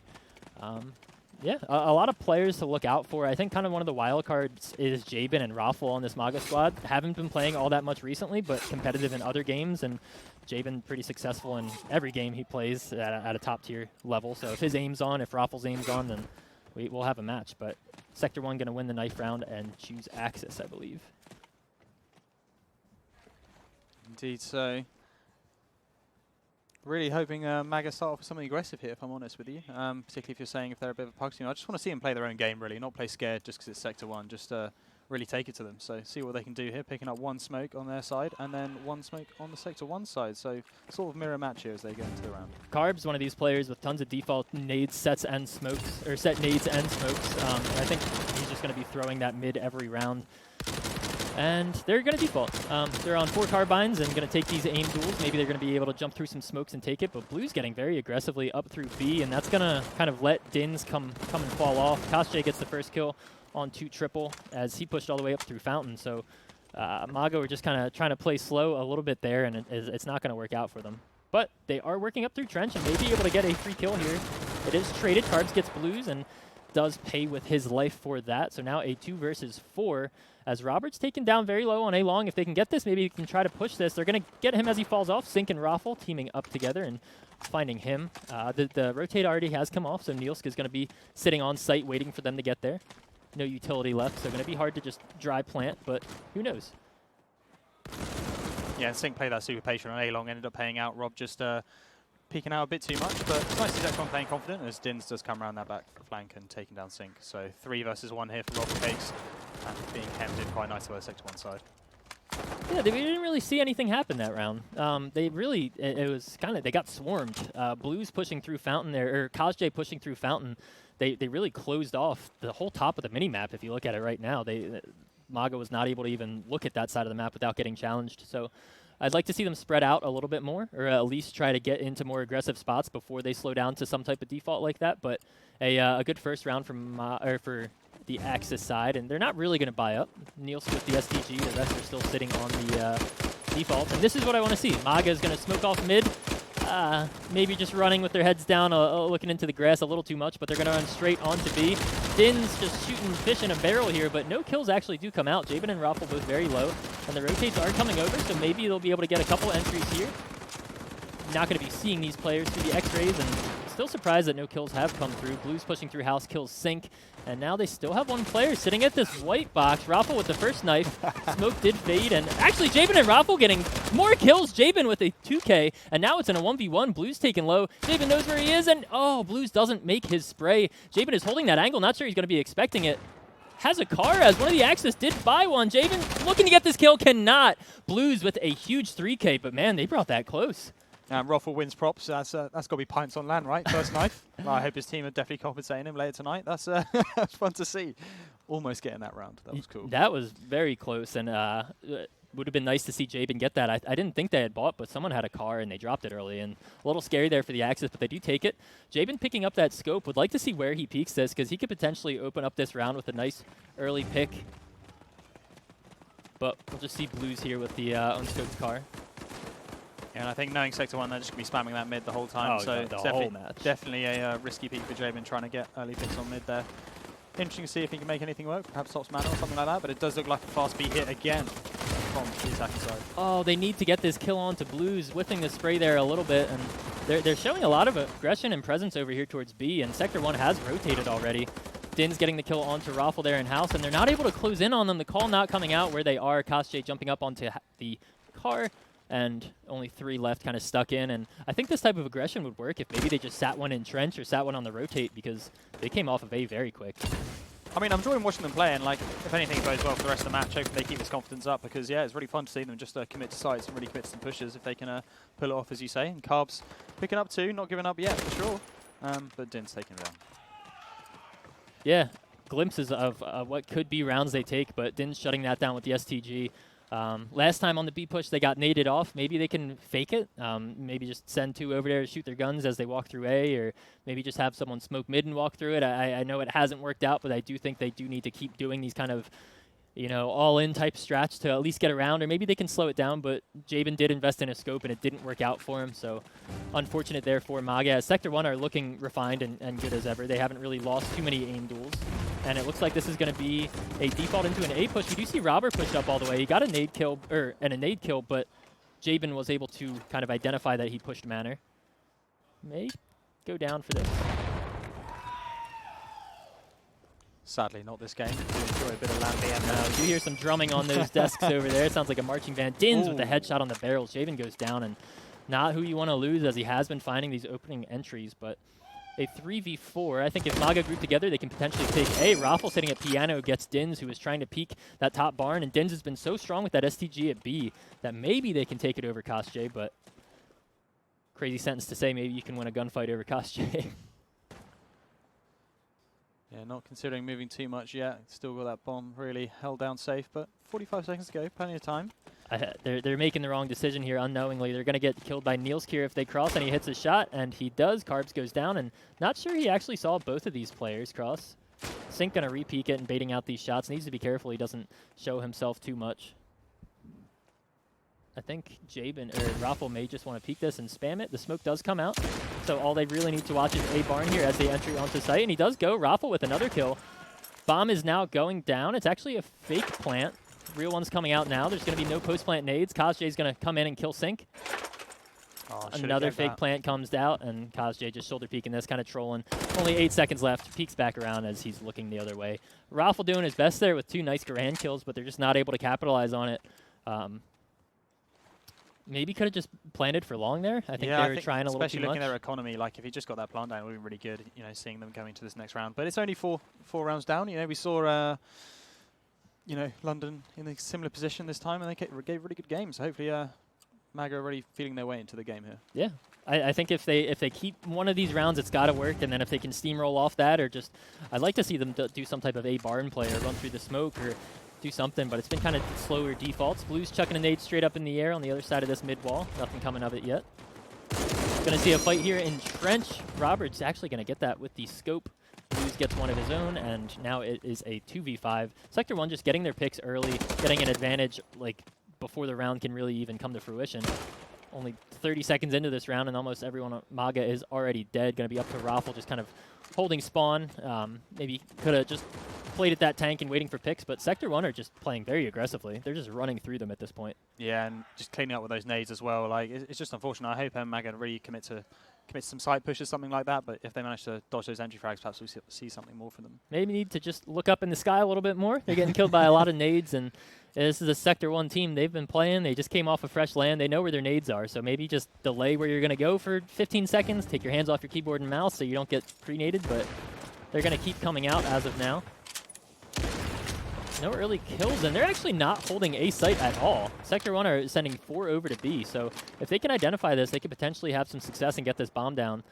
But I think by playing that aggressively on that side of the map and not seeing anything, they've realized that it's not going to be a B take, and you look at the mini-map, they're already rotating all the way through. Yeah, I mean, Sector 1 might come to regret that. That looks like a set strat they have, you know, pushing up B, trying to counter the B push and then rotating back. So I'm sure a few teams watching this VOD later will take note of that. Showing strats early in the day. Stack and then come back if they don't see anything. It's an interesting play, but it definitely works out. But it is a 4v4. Kazj playing with this STG in-house is going to see Raffle. Raffle needs to win this gunfight and potentially could if he sees this gun barrel. Oh, Kazj going to jump out, and Raffle does get it, so that's going to open up B. We see the bomb immediately run back as Carb's taking it. Din's playing in manner, needs to hit this shot on the cross, but will be traded as someone's watching it. Goes for the wallbang, doesn't, and will not re-peek. Very smart of him to do that, and the call has been made. But Robert just playing at that mid-wall spot. Raffle wasn't able to get onto site early enough and can't quite close out the kill, so they're taking too long. 30 seconds. Raffle's going to see him as he peeks. Gets a tag as Robert, if he can watch this cross, may be able to find one more. But Raffle is very close. I think he expects him. Been tagged up so many times this round. They need to make sure they're not over-aggressive. Jabin gets the kill onto Dins, and this bomb is now being planted. So MAGA in a 3 versus 2 need to win this round and make sure they don't aggressively peek to anything. Jabin with another headshot, making it 3 on the round for him. And now Neosk left alone in a 1 versus 3. Has the scope, Thompson, and a smoke, so lots of different toys to work with. Is going to shoulder peek this, and it does not work out. This is the Jabin and Raffle Cake show. Yeah, what a round from both of them, and I think especially Raffle there keeping the pressure on Robbers into that B side. He really couldn't get a shot in edgeways. So yeah, he tagged him every time he peeked him. Yeah, pre-far. And yeah, a good round for MAGA there, and I think more just a poor round for Sector 1. Interesting strat to push B like that, but if you don't get an early kill, then you're just kind of confusing your team on where you actually have map control. A call came out and Kazj ran out of house and paid for it as Raffle was able to kill him early. And with another wallbang actually on the Robert early in this round, really showing up here. I'm not sure where that was. That might have been through house. That might have been a counter wallbang through house. It's either through mana or to top B barn. Whatever it was impressive. Nasty shot coming out early, and it's good to see that Kyle's playing like that already. The economy here could be going down the drain if MAGA are able to win this second round in a row, as there is no more utility left. A bar, just one smoke. Dins with a nice headshot on the Jabin, taken out early, but the B pressure here is kind of working as Sector 1 have been rotating off so early. Yeah, and I think in this lull of the round, it's also a sign of what's to come. Looking at Sector 1, playing very differently in London with the STG 44 as Dins cleans up shop in front B barn. triple, heard him there, knew that he needed to peek, but the headshot pre-fire, Din's just too good on it. Gonna peek, I think that's Raffle back there with the scope, and he does re-peek it. Din's just 12-3, not losing a single gunfight he's gotten in so far. Sync gonna try to run around to Car, knows he needs to get the bomb, and they honestly just want to save this scope. Yeah, for sure. And I think MAGA spent about, I don't know, 16 coins there on nades and not a single frag connected. Hopefully they can make more use of that, because that was their first full buy round. And Koj Keen's up shot with Sync, so nothing saved through to the next round. Yeah, a nice opening pick there from Raffle Cakes. I think they should identify where Robert's been playing and maybe push that after they get it, but it's frustrating to see they have the 5v4 advantage so early into the round that they can't, take a site, or they're still taking a little too long to just push something together. And maybe just some stronger calls need to come out, or they can wrap their heads around it and really get to it, because they've had so many glimpses of being able to take these rounds, but Sector 1's just closing them out, winning their gunfights individually. Raffle with another just wallbang straight through there. That's 2 in a row. He's reverse wallbanging manner, isn't he? Every time. Every time. He's got it lined up Nice. perfectly. And I'm not sure that Robert hears them, but they're pushing A. Nielsk with an important kill on the triple. Just not going to be able to find success on these gunfights, unfortunately for him. And they have kind of cleared the map here. Bomb is now going to be planted, and there's actually no nades going to be coming out for Sector 1 on the retake. So it's going to be just a dry 4-smoke retake. We'll see if they can do it, as they are closing in from all sides of the map. Raffle not able to find that opening kill, which would have been important. Knows there's a player in barn, but not going to over-peek it. So up to MAGA, a lot of work cut out for them on this round, but maybe they will be able to hold it. As Cards gets aggressive in spawn, gets a kill on the Nielsk, and Raffle gets his as well. Lays down, but Dins finds the headshot, so now a 2v2 as smokes come out. They know one player's there, and they're looking to clean it. Another headshot from Dins, and now it's Carb left alone in a 1v2, playing in this spawn spot. Bomb is planted on ammo, and he's going to try to walk peek this. It is smoked. He knows he has to jump it. He's going to try to stray through. Sprays through and gets the kill. Koj now, at the last second, will get on it. Just a second to spare, and a good play from Carbs. Knows where it is, but Koj spraying back through that smoke gets it. So close there for MAGA, but just not enough. Yeah, such a closely fought round there on the A site, and yeah, Din's picking up a few 6 shots, but Carbs equally to his own, almost taking that round with a 1v2. Close stuff. Unfortunate here. I've been watching Triple take these gunfights, and he's taking the right ones. He's been getting the first shot, but just not able to connect on any of those. Getting headshot by Dins every time, who's sitting up at 14-4. I would find where Dins is and run the other way. Don't even challenge, because he is not missing. Yeah, for sure, and hopefully maybe we'll see Ruffle pick up another wallbang here, maybe get a chance to look at what he's been profiting from. Yeah, so I can do it in my games. Not going to do it this time, and kind of hold, spray through these smokes, hopefully find something as people are getting tagged up. Blue's playing aggressively on Woodwall and did smoke it, so he's going to kill Raffle. Maybe needs to be careful. Jumps through and gets it. Jabin's there entrenched to trade him off. Koj is going to identify that and maybe try to push through the back, but they're just holding so aggressively. He's already pushed all the way through Fountain, so Din's picking up 3 that round. It's the Din show, and we're all yeah, watching. right now. Disrupt show, then Din show. Sitting up at 8-1, heading into the 10th round here. MAGA, if they can win out maybe 2 or 3 more and then have a strong Axis side, can definitely bring this back and, just maybe take a timeout or just slow things down and decide, hey, let's push something. Let's push something together. It's just they haven't really been able to do that or trade off of each other enough. They are coming, but unfortunately it's just not enough so far this morning. Yeah, I really like how they played the first 2 rounds. It's unfortunate they're playing a bit slower, so I think that's just playing to Sector 1's hands, because Sector 1 has so much map control and they're just taking every inch they can get. Blues is pushed up into Manor. Koj on that scope peeks out the front of the door, and Dinjo's here as well. 1 headshot. Oh, cannot actually get the +10. On the other side of the map, Blues is still here, and him and Robert teamed up to kill the bomb carrier, so we're going to see MAGA get just kind of sandwiched here. Sync gets a headshot on the Nielsk. Now it's up to Triple. Cannot find it onto Koj and goes down. Koj with 3 on that round, shutting down the B push. And I like how Sector 1 play that. They get aggressive on both sides of the map, so they kind of preoccupy them. So then Blues and Manor and Robert up A long can kind of close off any other side of the map. And we've seen it maybe 3 or 4 rounds there where MAGA have 3 players on both sides of them. Yeah, it'd be nice to see MAGA just try and punish that over-aggressive intel seeking. But if they get 3 rounds, Yeah, sit one and spawn. yeah, for sure. To be fair, I quite enjoy that sort of stuff. Anyway, yeah, I think on the defensive side, next off will do much better. And Ruffle Cakes picks up a wallbang again on a 3rd different player. Oh, good times. And Triple is on the board. He is traded as soon as he gets up. Raffle's actually going to be the next to jump up here in a 3v3. If MAGA group together, they can punish this because everyone's spread out right now. Dins is going to come with this STG, and Raffle knows where he is. Dins maybe going to repeat this. Gets the kill onto Sync, and Dins just so aggressive here. Knows that he's been winning his fights. Repeaks it again and wins. Oh, man, with another 3K, 10-1. They're looking to close off this half 11-1. Dins sitting up at 21-5. I think we just heard a little Din shout there. You know, us AUs aren't quiet all the time either, so they're getting into the zone, just coming off of that defeat from Endpoint. Yeah, Sector 1, they have yet to best Endpoint, really. They got knocked out in Epic Land by them, and then last tournament they did perform better than them. I'm not sure they actually met, or they knocked them out in the groups, but they went down this time. So that's going to be interesting, but they're really showing up here. Yeah, for sure. And yeah, that's why I'm so excited for this LAN, just to see the depth of talent from you and NA coming together for this year. As Dins picks up 2 again, he's still staking his claim as MVP of the leaderboard, and Sync takes him down, so shutting that down quickly in succession at the end here. This is 2 versus 3, something to work with for MAGA as they try and pick up this last round. Ooh, almost gets a kill on the Koste. It's not quite enough. Koste actually re-peaks that with the MP40. Kind of, that alone shows how this game has been going for Sector 1. Nielsk with a nice shot onto Carbs, and now Raffle. Not a player you want to over-peak, as he has been winning some of these sight shots, but Nielsk with a nice little flick there. 11-1, Sector go up to, you know, take this half. Maybe MAGA can win the first one, get some guns in their hands, and play like turrets and stop the pushes, but it's going to be a very hard fight. I don't think I've seen a comeback like this on this map for a long time. No, not with Man House. You really need to get a foothold on that attacking side to help you out with your stronger defense. But yeah, hope you see something from them as they buy full Gavers on their side, and then Sector 1 just picking up the 1 smoke. So see what they try and do here. And you want to think about how this game would have gone if MAGA got access first, if they won a couple rounds and had some momentum to keep themselves going, but it's just not going to happen. Going to see if maybe Raffle and Jabin can team together and get some kills with those defaults as they did in the first half. And it looks like it's going to be a B-take through the street. Raffle with the first kill onto Robert.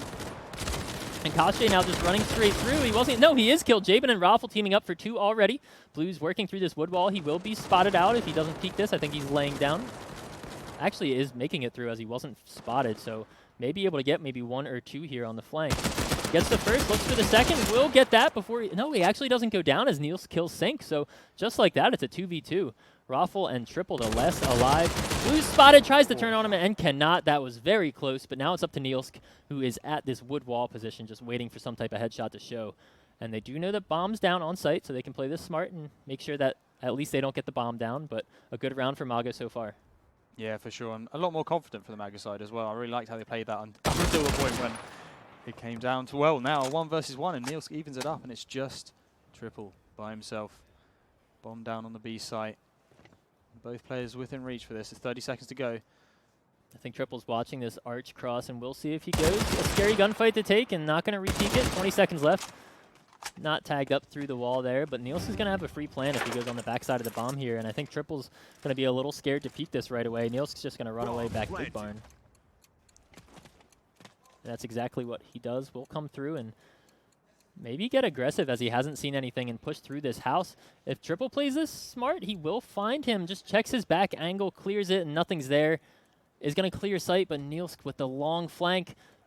Not sure if Triple's going to turn around here or not. Is probably just clearing sight, and it's like a game of cat and mouse here. Oh, you hate to see it. At the same time, it is planted for him. Love to see him stick this bomb. Goes down, but will not find it. Niels with a nice 3K. I think that's a 1v3 there. 2 versus 5, yeah. That was, started out as a great round for MAGA, but unfortunately, Sector 1 just finding the nicks in the defense and taking down those 2 guys in the back was too much. Yeah, Raffle doing his best, sitting up at 13 kills and 12 deaths. And this is going to be map point, a pretty quick one as we are only on round 14. This will maybe end on 15, but we do see guns coming out. STG on Raffle and the MP40 on Triple, so maybe they can get to some advantageous spots and, you know, just hold down the fort, but it's not going to come as of yet, as this is going to be a full A long hit. Sync's going to be here only with the Gewehr, maybe going to be a little too aggressively wide peeking it as Dins wins that gunfight easily, and they are going to just jump straight on here. Carbs is in A barn with this Gewehr. Someone's coming in behind him. Not sure if he heard him quite yet. He did not. Blues takes him out. And just Dins running through. They're spraying the smoke. The bomb's going down. MAGA are left alone. Actually, Jabin and Raffle find 2 for themselves. Jabin knows there's one behind him in spawn. No one there to help him out quite yet. Raffle spots him, but can't get on top of the sandbag. Comes back up, and now it's actually a 1v1 as Triple is here with the MP40. Found the first kill. Not sure he expects him to be in spawn as Kashay's there with the MP40. Kashay gonna see the top of him, maybe? Yeah, probably heard the reload too. He's just biding his time here. But it isn't planted for him. Triple gonna tap that bomb and not gonna be expecting Kashay to be behind him. Is spotted out and tagged. Sector 1 will win this game 13-1. Putting on a little bit of a clinic there for MAGA. Yeah, that was pretty decisive. I think that last one tap from Dins on A-Long sort of summarized how that game went, just the Din show. The nail in the coffin. And it was impressive to watch. I'm excited to see. I wish we could have seen the Sector 1 endpoint game. That would have been fun to watch as that went 13-11, but I think Sector 1 are looking strong. Yeah, for sure. And also interesting going on right now is the endpoint London Esports game. So, again, that'll be interesting to see how all these teams are squaring up here in LA. So, yeah, no, I'm excited for what Sector 1 can do. I'm sure the best of one lost 13-11 to endpoint isn't all she wrote for them. So, yeah, excited to see them in the future. A little disappointing there for MAGA. As I said, it's a little bit of a pug team, but really impressed with Raffle and Jabin. Looked like they were going toe-to-toe on basically every gunfight. When just about maybe 4 or 5 rounds, when you wanted to count them out, they both got 2 kills apiece and turned it into a 2v2 or a 3v2 or something like that. But sadly, just not enough, not able to team together, and that's 2 manners in a row. Maybe we'll see another map soon. Yeah, I mean, I hope we're not getting 7 manners in a row. That would be a long day with a lot of Manor House wallbangs and double doors wallbangs. But, you know, speaking of, yeah, I think Raffle was really good there for sure. And I thought MAGA, you know, it was enjoyable to watch them play. They were playing really aggressive at the start. And, yeah, it was good fun. So hopefully they can get some other results against some of the other teams here. I believe when at Epic Land, when I saw Sector 1 and they had their kind of run out of nowhere, they've obviously been playing a lot since then. I'm not sure Nielsk was on the team. Is he a player that's been with them for a while, or has he been on other teams? Yeah, so he's been with them for a while, but just because of people unable to go to various lands in the UK, again, LA, so if that lineup has changed a few times, but Neil's a long-standing member of theirs for sure. So, yeah, it's nice to see him come back into the team, and I'm sure he slotted in just fine. And is Din's a player that's been around as well? Because I've been thoroughly impressed every time I get to watch that guy play. He's always hitting those shots and kind of not carrying the team, but on there, top of the scoreboard. Has he been around for Battalion, or has he come from COD? Or? Yeah, so he came from COD 4. He's just doing the same old sort of thing in Battalion. So it's a vintage Din, to be honest. He's always been, I don't know about Disrupt, for instance, but, you know, Din's always been up there as a heavy fragger. So, yeah, turning up on lands, bringing the heat. So, yeah, definitely a good game from him to start his day off here. Yeah, so that was only the second game of the day. I think soon we're going to jump into another game, as that one ended a little bit earlier. Everyone's playing today. All the teams are at their computers, and one of the benefits of being here in Huntington Beach and all these, it's a nice venue. All the computers are set up perfectly. No one's going to really have to move from setup to setup to setup. So hopefully we can get these games going back to back to back, and if one ends early like this one, and jump into a next one. But not sure who that's going to be quite yet. Are there any matches that you're looking forward to seeing? I know London and Endpoint are kind of, you know, always going back and forth, but any other ones? I mean, I've seen a lot of Western Jesters over the past year. I think that they've always been up there. But Sentinel, I don't know. I know they've been up there, certainly, but I haven't seen a lot of them. So I'd really like to see them come up against some of the EU sides. That's why I'm really excited for, particularly. So seeing them come up against games like London, I think Sentinel London will be a great game to watch. That'd be fun to watch. I'm super excited for that sort of thing. Yeah, it's just Sentinel and Western Jesters have played so many times before, but I just want to keep watching them play. It's just so many 10 players. You see them in the pugs all the time, and then they finally get into that match setting. So we'll see if we do catch that, but I believe we're going to hop into Blue Squad versus Western Jesters here. And I'm not sure how this is going. Actually, Blue Squad with 3 rounds, and a little bit surprised by that. Western Jesters looks like they are playing on the Allies side. Going to take a little bit to get, you know, reacquainted with this game, but we see something else. We're watching Liberation now. Yeah, for sure, and obviously Liberation being heavily, like, well, I guess B-site sided for sure. We're going to need, I hope Blue Squad are really taking it to them, to Western Jesters right now. But it looks like Doggo is by himself up here in defensive spawn, just trying to take something into the next round. So Blue Squad starting off on Axis, and I'm assuming that they probably won the first round or 2 on guns, because this is kind of what I feel is Western Jesters' maybe strongest map. Once they can get onto this B site, it is so fun to watch. They just kind of take it by storm. They throw the nades and smokes, and then vice versa. They're so good at retaking it with the smokes. So I'm surprised to see the Blue Squad have already taken 3 rounds, but this may be one of these things that Western Jesters, once they get momentum, may run away with. But that being said, we're going to hop into it. Blue Squad is going to be Tox, Athan, Dogo, Brisk, and Trump. 5 players that everyone knows in the NA scene, and definitely strong on all aspects. Trump, one of my casting buddies, so hopefully we can get him up here at some point. But just a default coming out. Looks like they're not going to hammer B. They're just going to kind of play together. Brisk and Trump teaming up and getting a kill onto Disrupt. And this blue squad can honestly be scary for Western Jesters. I think by being a team that's in NA and that have played individually against everyone, it can be a little bit scary. But I think checking the scoreboard there just a moment ago, Wally was all the way up at the top. And there you go, Wally and Blade both picking up a kill apiece. And a slow default coming out. They're all playing in this tables position. Dogo gets one, looks for the second, can't quite find it. Oh, only one bullet left to find that frag, but playing aggressively posted up, so they're going to be able to find this info as Brisk is the next one to walk down street. He's going to hear all the sprinting and is knifed. West sees him in the smoke, and now it's up to Trump over on A to stop this B push that's coming out. Yeah, jumped into a super aggressive game here. They were both sides spread across the map, right across it, all taking crazy duels, pushing through smokes, and a knife round in the first round, we're speaking. Bomb planted. Trump here, spoiling that tank. No, not quite. And Western Jesters doubling the score of the defensive side here. Yeah, Wally sitting up 11-5, Blade at 10-5. Wally, one of the top players in NA, and we didn't really get to see all that much of him. In the latter half of that game we cast early, he started turning it on and was peeking A long and got those kills on the leader, but it looks like he's coming to life on this one. We'll see what Blue Squad can do. I think this is kind of an ally-sided map, to be honest, depending on who's playing it.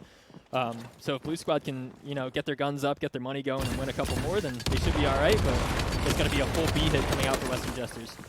Wow, geez, I'm not quite sure how Blue Squad survived those nades running down the B side, but they did, getting that first frag of Disrupt as Ritual takes one back in return as they claim this B site. And it looks pretty decisive here for Blue Squad as they take the plant. Yeah, I think even though they didn't die, they gave their positions away running through that smoke, and we saw Wally knew that someone was going to be there, so he's able to find that frag pretty easily, and now it's a 3v4. Western Jesters planting in that back right bomb position means they can go play in nest, and it's not something that can be peeked from that half wall. They can just lay down and peek it that way. So a good bomb plant coming out from them, and only 30 seconds left. Not many moves being made from Blue Squad as they don't have any utility for the retake here.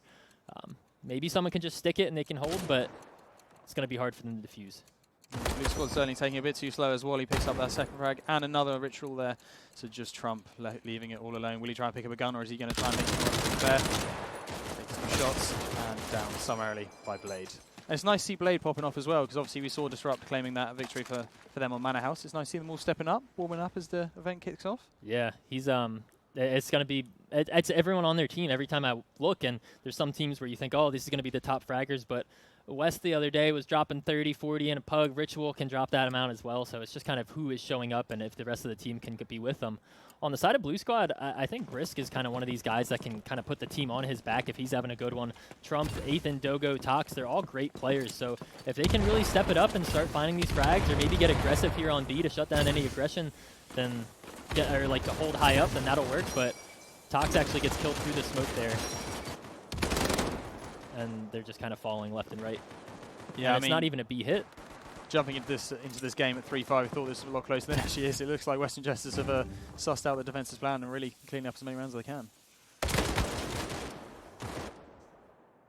Looking for the team ace here. If Blade can find this frag, they all will have gotten a kill, but not going to happen quite yet as they're just running through, and they're still taking a lot of time. It's a 4v1. They're still making sure to throw their smoke, so disciplined play coming out. They don't really want to give up anything more on this because they just want to win out. They want to take it slow, take it smart, and don't really get into any bad habits for the rest of the tournament. And it's going to be up to Dogo here to get at least one kill. He does find Wally, and that's maybe going to be a bolt if he can grab it. He cannot, as Blade does get the team ace. So 8-3 heading into the last round of the half. Western Jesters are up. Disrupt actually sitting at 3-10. Maybe doing a little bit more calling or a little bit more utility on this map, but it doesn't matter since the rest of this team's picking it up. On the other side, Dogo finding 10 kills, and haven't really seen him be all that active in Battalion recently, but always fragging on other games, so cool to see him at the top of the leaderboard. Yeah, for sure, and hopefully they can do some better work on attacking side. As you say, a lot of teams do favour attacking side because of the potential for hitting that B site, so hopefully Blue Squad have some plans in store for us. But anyway, I digress there. On to the final round here. The nades rain in. Blue Squad will be looking to get a foothold in this site. We saw, I think, 4 nades just come out at the same time, but there's only 2 players over there for Western Jesters, so timing it, making sure to sell this B take. Ethan's able there to get the return kill onto Wally, but Ritual's just holding long with that car. And Dogo's going to have to retreat and rotate over, but this round's going to be on Brisk as we see his all the way pushed through in these tunnels. Maybe able to find 2 here. And don't think he checked long and maybe spotted out. First kill comes out onto West. He knows one's there. and is spotted out as Ritual is bringing up the back, grabbing that bomb. So unfortunate. Brisk maybe had the potential to get a lot done there, but it's just not going to come out. And I think someone's going to peek the edge of this smoke. It's going to be Disrupt, maybe, on top of this market stall. Dogo needs to be careful. Maybe going to try to just walk through it. Bomb planted. And he finds Dogo, who valiantly walks through the smoke to try to get another kill, but it will not work out. So a 3-9 scoreline heading into the second half. And some awesome fakes there on the B side. Yeah, I totally agree with you. They really sold that perfectly. And yeah, I guess also Western Jesters showing the hand a bit. You know, again, our team's showing their strats a bit early. We shall see come tomorrow if Western Jesters end up on Liberation again. Yeah, one of the everyone wants to be streamed, but that's also one of the everyone wants their clips and things like that for their Frag movie. But also one of the downsides is, you know, these endpoint guys or Sector 1 or London Esports are going to go back and say, hey, we have 6 rounds we can watch of Western Jesters play on Liberation. But For sure, it's going to be a long day, so who knows if they'll have the time to. It's going to be another B take here coming out as the blue squad has switched to the allies in the second half. And interesting to see Western Jesters not pick up a smoker on this B side. They're really backing their aim duels here, but it's going the way of blue squad for now. I think they're confident in their retake, but maybe a little over. Nope, there it is. Disrupt with 1, finds 2. Wally finds his own as well. And they are just cleaning it up. They take a little bit of time to get onto site, but it doesn't really matter. I think Disrupt's black bars there may have hidden Brisk, as he's not able to see him on the left side as we saw him, but that really just kind of closed down very quickly. They were able to get on the site, Western Jesters gave it to him, and then everyone died. Yeah, it looked very positive. I too was fooled, but yeah, certainly Western Jesters had that in hand throughout. As Wally continues to cement his place on the top of the leaderboard. 15 for 7, he is racing ahead here into the second half. Yeah, not sure maybe if they can get a scope into the hand of Tox or what the Allies side can do here to bring this back and make it a more reasonable game for them to play, but they need to get the bomb down for that economy anyways. Ethan very smart not to get naded there out of church, and this is going to be more of a default. They're not going to bum rush or anything. Tox looking for a headshot at half wall, but actually the rotate's already been kind of called out for Western Jesters. They've only have 1 player over here, and kind of a dogfight here going in mid. Disrupt and Ethan going to run into each other as Disrupt wins out, and now market control is in the side of the axis. Yeah, and I wonder how much of what you said before, these players playing against each other in NA pugs all the time, is coming to play here as they call that rotate quite effectively. Disrupt here under a lot of pressure in that mid-market, but he takes one down and gets out nicely. Yeah, kind of turns on Trump there, looking to get a jump shot and get this last kill as Dogo is stuck in Ivy, but just feels like Blue Squad are a little lost here, not playing with each other. I think every gunfight that happened, there was only 1 teammate shooting at a time. Meanwhile, Western Jesters have kind of 2 players watching every angle they can at once. So that is going to do it for that round, and we are 1 away from Western Jesters being on map point. They have their guns now, their STGs, and Blue Squad not able to get this bomb down means they don't have a scope. They're just playing on carbines, maybe saving for the last round as Trump still has 2 for a nade.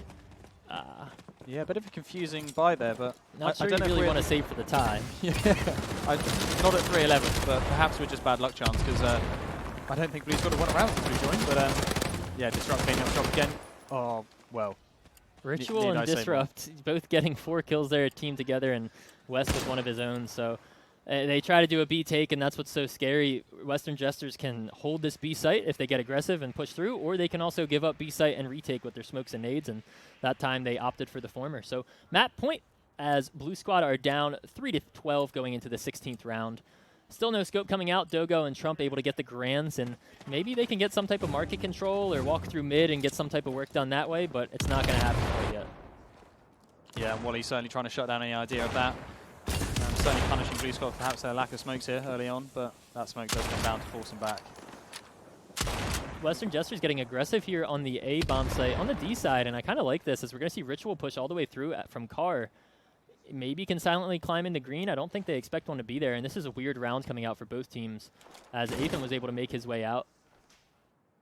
Yeah, really playing 2 separate units here. One far back in like B graveyard, and then one trying to open up that A site. But little do they know, it's them who've been playing on A side. But Tox picking up West there, so certainly not playing to Western Jesters' hands. So Ritual will have a lot more work to do here. Maybe the best case there for Ritual. Tox going down, or Tox knocking. Oh, Ethan with a huge pistol headshot onto Wally. Ritual does finally get the kill onto Tox, and Ethan is still here, causing trouble. Trump on the other side is getting Blade, and Blue Squad are just saying, hey, let's just go wherever we want, and it is confusing Western Jesters as none of these players really know where the enemy team is. Ethan gets the second kill onto Ritual. Him just coming through middle of the map, tearing it apart, and they want to go A off that kill, but they don't know that Disrupt's still here. Gets the first. and kind of runs away because I think he's expecting them to be there. He's going to run into Trump here. I don't think he's heard him, unfortunately. But yeah, certainly I think he's backed off towards that broken house or perhaps even the market area. But we'll see if they expect the big flank here. Only 15 seconds to go, so they do need to get that plant down. And I think Disrupt's certainly going to hear their loud footsteps as both of them descend on that site. He'll be cautious of A site here, but perhaps not. Now he knows both on site. All for him to play for. A scary player to be up against as he smokes this. Not the best smoke, but they're going to play in kind of a crossfire here. Disrupt trying to play on the edge of this and wait. Finds the first, gets Trump under that one. Now it's up to Dogo, who looks like he kind of wants to peek it. Disrupt spraying back and forth, trying to bait out any type of movement. Dogo watching the wrong side as Disrupt's maybe going to push onto site and actually gets out of it. Disrupt's going to clear this, needs to know that he's going to be behind him. Goes for the fake plant and gets the clutch. Disrupt finishing off a 3-man in a 1v2, and they will take this map off of Blue Squad pretty handily. We jumped into this and unfortunately didn't get to see Blue Squad win a round. I was so hopeful when we joined, but yeah, that was very decisive from us, just again showing they want to take that big win here at Fragadelphia.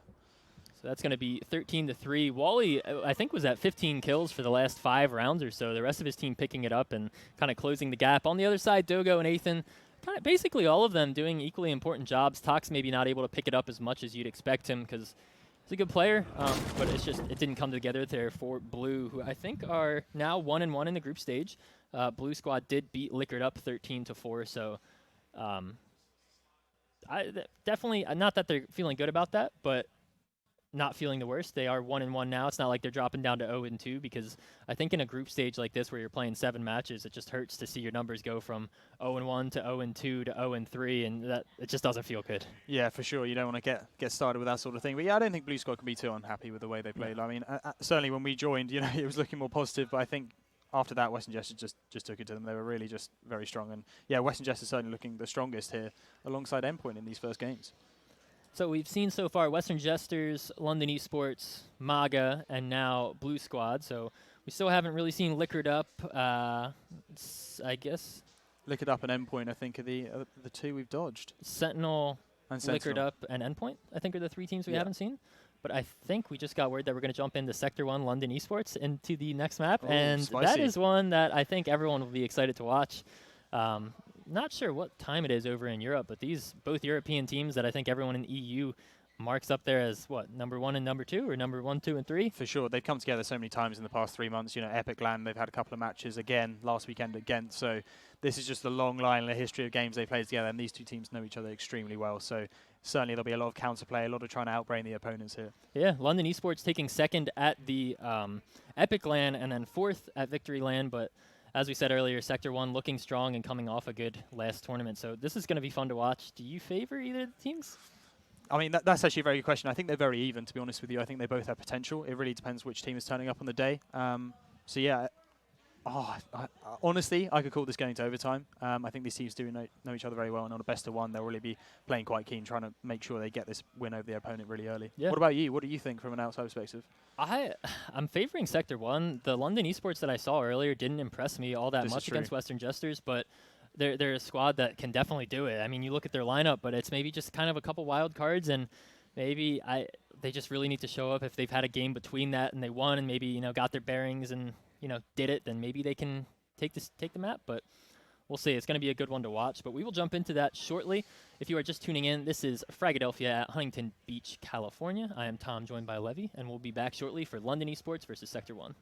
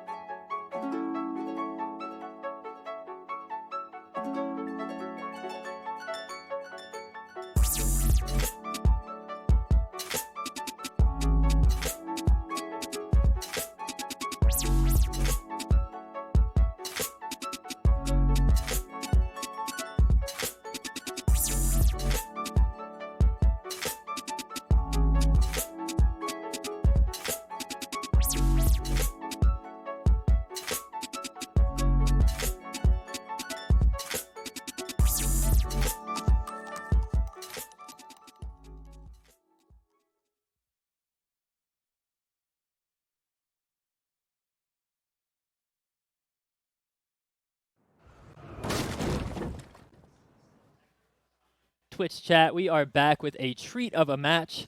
I am Tom, joined by Levy. Who we watching?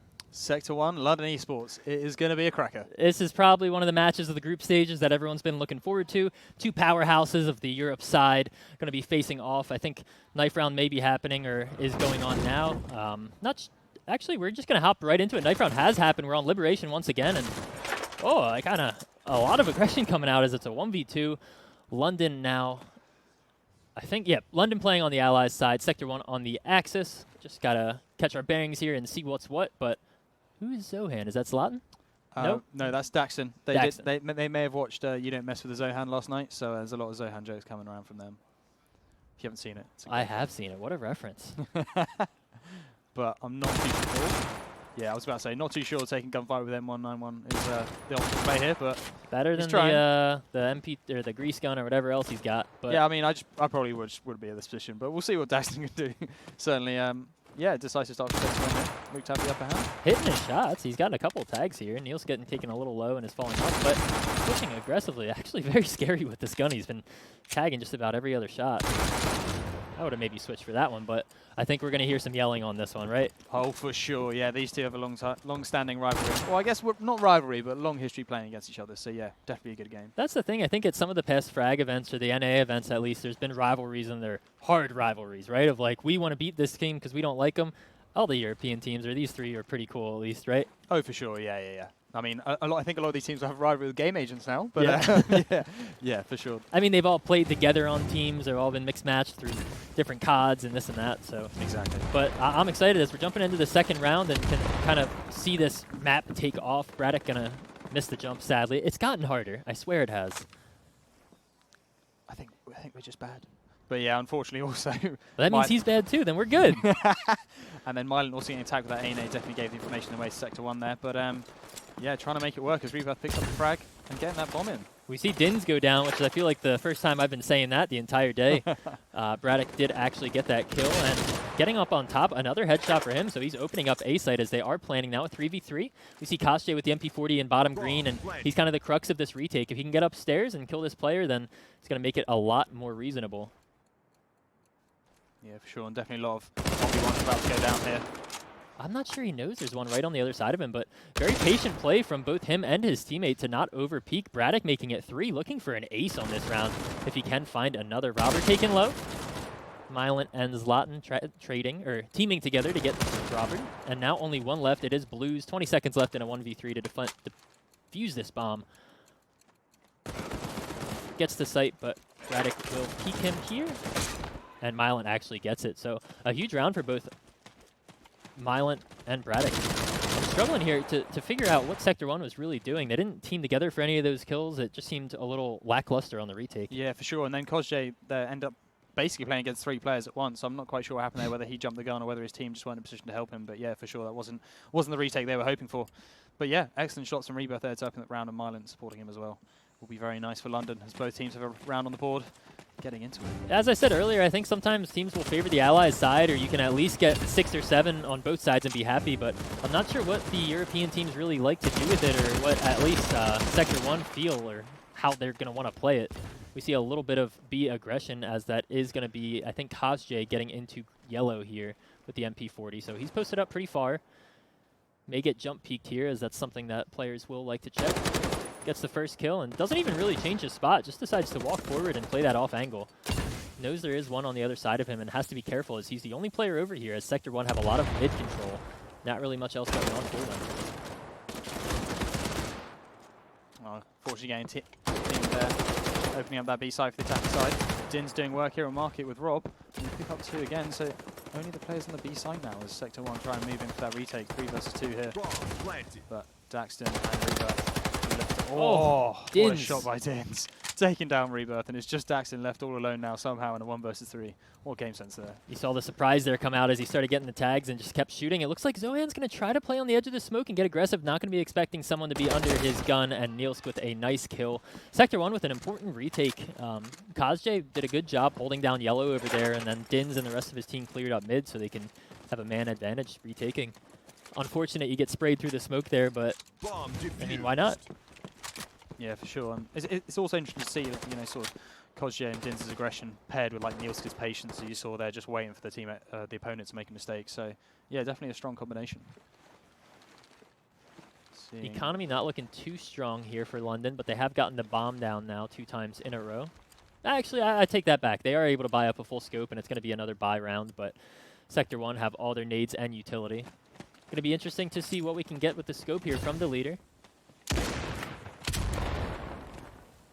Kind of a hard map to play scope, but just want to tell him to shoot his gun, but obviously can't see those X-rays, which we do have on. Had some server issues that were preventing that from coming through. And look at the map control from Sector 1. They have all of mid exposed or controlled, so London Esports, depending on where they're going to go, are going to get flanked very quickly. Yeah, Dilly's already needs to get some and he has the bomb on the side here. The leader's going to be up the one to get to site, and he's that scope player. I don't think it's... I think this is a misplay, as now they're losing all cemetery control. They're going to maybe try to take upper, but Robert's already here. The leader does drop the bomb, so he's going to be able to make his way back. Robert re-peeking here with only a little bit of health. Didn't start to regen. Kaste with 1, gets the second, just playing in this dark barn position. Knows there's another close, but just relying on his teammates to peek for him. Kind of bait out with a fake plant. There's Latin getting taken very low. Kaste going to peek out. They're still holding it and not able to actually find the frag on him, as Blues cleaning up the leader. Dins with one of his own, and it's the SMG map. Yeah, and London just telegraphed that B site hit so early on, as you identified. You know, Sector 1 had all the map control, and it was just obvious where it was going to go. And Kozje, in the various iterations of Liberation, has always been playing around that sort of B barrels, that B dark area, and yeah, again showing why it's such a strong position for an SMG player. And it's similar to something that we had identified when they played MAGA, where they pushed all the way through B on Axis side. These guys pushed all the way through mid and kind of closed off, and that way they're able to sandwich them just so quickly. And I think that's one of the strengths that Sector 1 has, is just such aggressive play, but then on the back of it you have players like Nielsk who will just, you know, play the utility and play back. So it's a cool dynamic to see, and only 15 seconds into the round, the London Esports already down 2 players, make it 3. Yeah, just dominant straight away, and Rebirth sort of isolated by himself. Marker hoping to lurk a little bit, but he's going to be pincered by 3 players. It's just Mylin now, all alone on B long, trying to get some, I suppose, exits here. Probably not enough to save. No opportunity to save either, as Sector 1 will be moving in. Little jump shots coming in there from the back there from Blues, but will be taken down by Dins. Yeah, I'm a little bit worried for London. We didn't really, they started to come to life there in the first game. We casted them a little bit, but that, as you said, the last round was telegraphed, and then this one just looked like it's a little absent-minded or a little lackluster in their idea of what they need to do to push. But yeah, they're going to be down 1-4 on what I thought was maybe an ally-sided map, but maybe this is just they really prefer Axis on this one. Yeah, no, I think I'd agree with you. I think most people would. You know, it is probably allied side overall, but I think, as you said, London maybe a slow start to the day. So Sector 1 here definitely taking advantage of some of the indecision from London. And, as Dins picks up Rebirth there, who's been lurking towards that A site. He probably picks up on that from last round. And Blue's picking up 2 here on B long. So on either side of the map, London getting shut down. So just Mylin and Delita left, trying to salvage something from this round. Trying to take down response, and just Delita now 1 versus 4 picks up Kozje. Little does he know, 1 just next to him, coming around the back. Oh, the timing just isn't quite there yet for Dins, and he picks him up. Yeah, it was interesting to see how they kind of double pushed up A long there as 2 and were able to get that trade, and then on the other map they pushed up B long as 1, and he was able to get both of those kills as well. Blue is so scary with that MP40, just such good tracking, and wins a lot of those close gunfights. And yeah, going up 5-1 here into the 7th round, I'd say maybe London, if they lose this one, maybe need to take a timeout and slow things down, maybe see them do an actual A hit or establish some type of mid presence. I don't really think we've seen a player on their team go market 1 time this game. Yeah, certainly not at the right time. If they do go market, it's not in the right way almost. So yeah, I totally agree that a timeout may be needed if it doesn't work out this round. But let's see if there's something different planned. It's a slow B hit, but Sector 1 has so much control on this B long area. Will they expect it? Will they expect 2? No, they're not going to be, and this is going to open a big avenue as Kaste gets 1. Kaste gets the second, looks to make it 3, but will just prone and kind of fall off, so shuts that down. But Robert on the other side finds a frag of his own. Rebirth, maybe in green, is going to be able to lurk his way upstairs and find a kill of his own. And he does, so Dins does go down. One of the strong players on this A site, so if they can snag bomb and bring it back, maybe they'll have some success, but it's not going to happen quite yet. That being said, Mylin picks up a nice kill, so bringing this back into something a lot more reasonable, a 2v2. I'm not sure they actually know where bomb is. I think they dropped it before they challenged Kaste, so we do see Robert rotating on the way to 8th Street. Yeah, this is not an ideal location for London, but they do have enough time to work here. It's just a case whether Mylan get an entry here or at least get safely over to the B site with Rebirth. Yeah, I think this has been misread by Sector 1 as that kill comes out from Mylan and Rebirth was over there, so maybe they thought it was going to be some type of A lurk, but we do see, I think Robert's playing in top white, so he's going to identify anyone if they come out Ivy or any type of play like that. Kazj still playing in that dark. The smoke is going to come out, only 20 seconds left, so they know it is going to be A. Kazj kind of rotates himself to be able to see this bomb planter. Only 15 seconds left, so if he times this, he could just win this round by default if he gets the plant kill. Kill actually does come out on the Kazj, and they just now start planning. Robert just needs to get the planter, but he will not find it. Actually, he's going to straight back through, gets very aggressive, gets the first, is going to get taken very low, so he rotates all the way back through, only 4 bullets, and is going to slow this down into a 1 versus 1. Rebirth versus Robert. Both of them with some strong weapons, Thompson in hand for both, and it looks like Braddock's going to push all the way up top. Rebirth with a big brain play here if it works out. Yeah, for sure, but these players have both played against her quite a lot, and I think, yeah, the timing just will play out in Rob's favour. Rebirth won't quite spot him, so I think Rob might have an inkling that there's a play going on. We shall see. He certainly didn't panic there when he came to the site originally. He's thinking of the wrong, unfortunate location. There we go, Rebirth takes it down. Huge round coming out for Rebirth there. It took, that's kind of signature London, right? Only planning with 6 or 7 seconds left in the round, and Rebirth, he just didn't get the right kill there. He planted the bomb, or he killed the bomb planter, or the player next to him. Bomb still went down. He wasn't able to really close it out, but just a really well, I think I may have missed up the nades there. Either way, London with a great clutch, and maybe what they need to start taking some rounds on this ally side. Yeah, and you're right. They do leave it quite late to try and hit those sites sometimes, particularly in those 2 versus 2, 3 versus 2 situations. So yeah, perhaps something they need to work on if they're going to try and, I don't know, play with more discipline, play in a more relaxed way. It seems panicked sometimes, but a few opening shots exchanged, but nothing connecting. Rob with the car patrolling on the A area, trying to get a pick, knowing Rebirth will be lurking towards that back area. But he knows well enough not to peek. Zlatan here picks up one in market, and there is another waiting. Definitely an action area right now. Sector 1's aggression kind of coming to bite them in the back here as they both go down, and now it's a 3v3. Only, I think, Kazj up here at upper B with the MP40, so not the gun you want to have. As a player is lurking up under him, not sure he's going to be expecting. I think that's Daxon walking under him. And Daxon identifying that he's running away, heard those footsteps, so the bomb's going to be brought up the back by Rebirth and should be able to get this planted as no type of rotate has come through. Meanwhile, Zlatan's kind of holding a key position in the mid of front white here. And Kazj's actually going to go down as Daxon was very aggressive, just push it all the way through. They have no idea. For some reason, they have no presence on B site and forget that they can be there. So a nice kill, and this should be London Esports round unless they have a strong retake. They still don't know that Zlatan's in top white. Should hear the footsteps going down, and they're going to try to retake from this Ivy position. It's going to be Rebirth that spots them first here, I believe, at long B. And goes down a huge shot from Robert. Not sure. That was from top nest, so they do have 2 smokes apiece. Sector 1 in a good-looking position here, depending on where it was planted. Yeah, this is so doable for them now. Don't think London are in necessarily the strongest spots. Upper smoke comes out, and now they're going to smoke Arch, but I think Zlatan knows where this bomb's planted. Teammate watching it and can't quite get it. He's just sticking the bomb, and Zlatan and Zohan teaming together, a 2-man for both of them, and another good round. Sector 1 going to be broke here coming into the 9th round. And London Esports, I maybe not counted them out a little bit early, but I said they were struggling, and they've really tuned it up. They're bringing this one back. Yeah, I mean, I don't know how they sold the fate there. Sector 1 seemed convinced it was going to be a mid or an A. They sort of abandoned that B site, and Kazj had no idea that player had come up his back. So interesting to see like what sort of leading them to try and focus on that A site as they have, because I don't think London, are really hitting it. I think it's one of their strengths and one of their weaknesses is they just kind of rotate, not on a gut feeling, but they'll just rotate at the drop of a nail, and now 2 times in a row those rotations have opted to bring them off of these favorable positions. And Zlatan trying to take this gunfight in the middle of the map, but his teammates get a kill onto Kazj and Nielsk as well. Zlatan, if he wins this, will have a 2 versus 5, or we'll turn it into a 2 versus 5 for Sector 1, and they can go wherever they want with this. Yeah, and London showing there is a lot of potential for the attacking side to play differently, as they've really changed up their game here, as it's just Blues now playing that B long area, his trademark, and he will get taken down. And you hear Dax also screaming, getting into the game. We do have a game on our hands. I love when you can hear the scream and then you watch the player model and it's not moving. You can tell they're standing up at their desk or at least going for the fist bump to their left or right.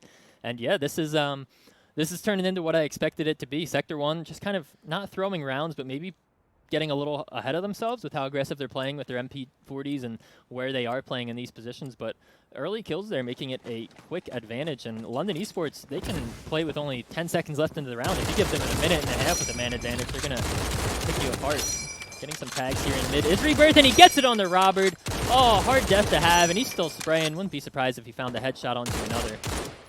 It doesn't matter, though. Daxon with the kill onto Dins. Braddock, I think, spotted one top green there, maybe, but once again, they're in a 5 versus 2 advantage. Kosjay does get the kill on Zlatan, who's trying to lurk his way up mid, and London Esports have this bomb over B. They're going to start smoking these off, and it looks like they're just going to go for this plant.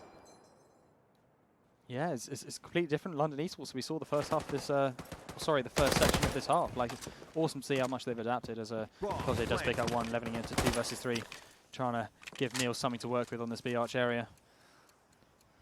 London. They have 2 smokes, and I like how they do save their utility for this, but they really need to use them smart.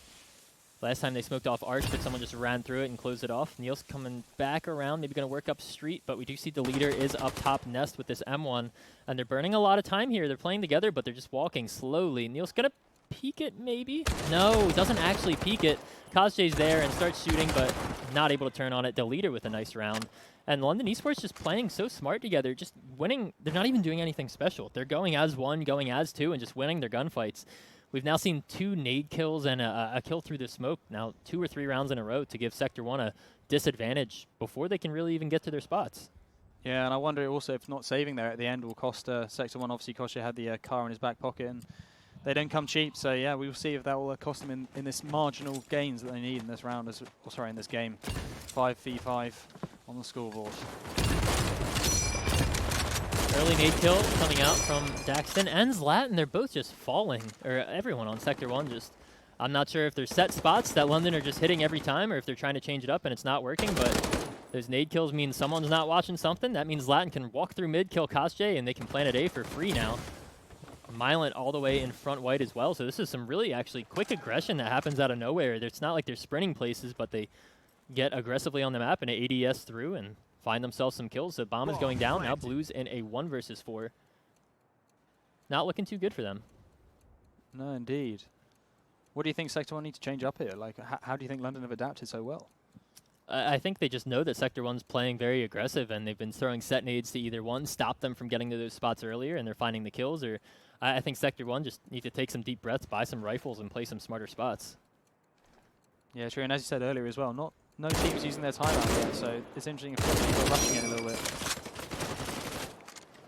I'd like to see Blues save this. I know he's got 4 people pushing him, but if he can stay alive with this Garand and the MP40 and the smoke, maybe they can try to salvage this last round, as we are going to go into a 6 to 5 advantage.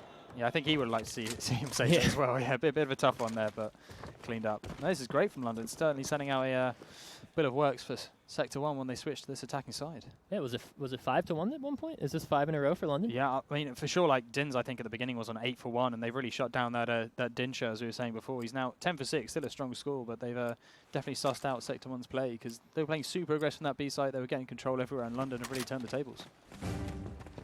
And we'll see if Sector 1 are able to tune it up a little bit, but I think this is a good half. As much as we're saying London's running the show, it's what they needed to do to get back in this game, because Sector 1 were running the show. So both of these teams sitting pretty equal heading into the next half, but this is the last round before we do switch, and it's going to be some B aggression coming out for London Esports. And on the other side, Sector 1's still getting aggressive over on A long and pushing together as 2. Braddock's going to be there holding it, kind of just waiting for someone. Not sure if he's going to see it or not. It's going to be a timing game to whether or not they push him at the right moment. Just watching under him. He's being very aware, but Kosjay does get him on the time, and now that lurking player is dead. Zlatan going to walk through the smoke, start spraying through it, and cannot connect on the last shot. Robert gets a kill as well, so this is looking good for Sector 1. Zlatan proning gets the kill on the Din, so now upper control is going to be huge on this post plant. Gets the headshot onto Nielsk as well, turning this into a 3 versus 3. Bomb is now planted, so 50 seconds for Sector 1 to get on and retake, but Zlatan coming up huge here in the last round of the half. Holy. Wow. That's what you like to see. And this is what you like to see from this game, and that's why it's been so hyped. So, yeah, maybe that 12-12 scoreline will be coming in. Zlatan picks up a 3rd in the round as well. He's looking for that ace almost. Such a smart player, man. Getting that upper control on this retake, finds the headshot through the smoke, and now they're leaving it on Blues. This looked very good for Sector 1, but it's just not coming together as Zohan, Mylent, and Zlatan coming to kind of clear out this half at a 7-5. They were originally down, and they really seemed like they turned it on here. Yeah, and this is so good for London because, as we said, obviously they didn't start out the day the way they wanted to with that loss to Western Jesters. So I think they'll be feeling pretty good right now. But obviously, at the halfway point, there's a long way to go, and Sector 1 will definitely have some plans up their sleeve. And then we look for a way to come back to this game. As interesting that London have bought 2 smokes here. We used to see a lot of donate on the first round to get a shotgun or get a nade or do some type of cheesy play, but we really don't see that anymore. And I'd really like to see a team do that in nade church, because a lot of teams they'll try to cheat and just go straight through church. They don't expect a nade, but could have potentially gotten 2 kills. The leader dies? Getting tagged up as he goes towards the ground. He will not be happy about that. I'm not sure what kind of damage he took that made him die there, because it didn't get an assist to any other player, but just goes down. Dins gets the kill onto Braddock, so Sector 1 already up 5-3, and if they group together, they should be able to take this B site. I think Daxton is on the ground there, and Apple's a good spot, but he already kind of blew his positioning, so if he can't get a smoke to get out of there, he should go down.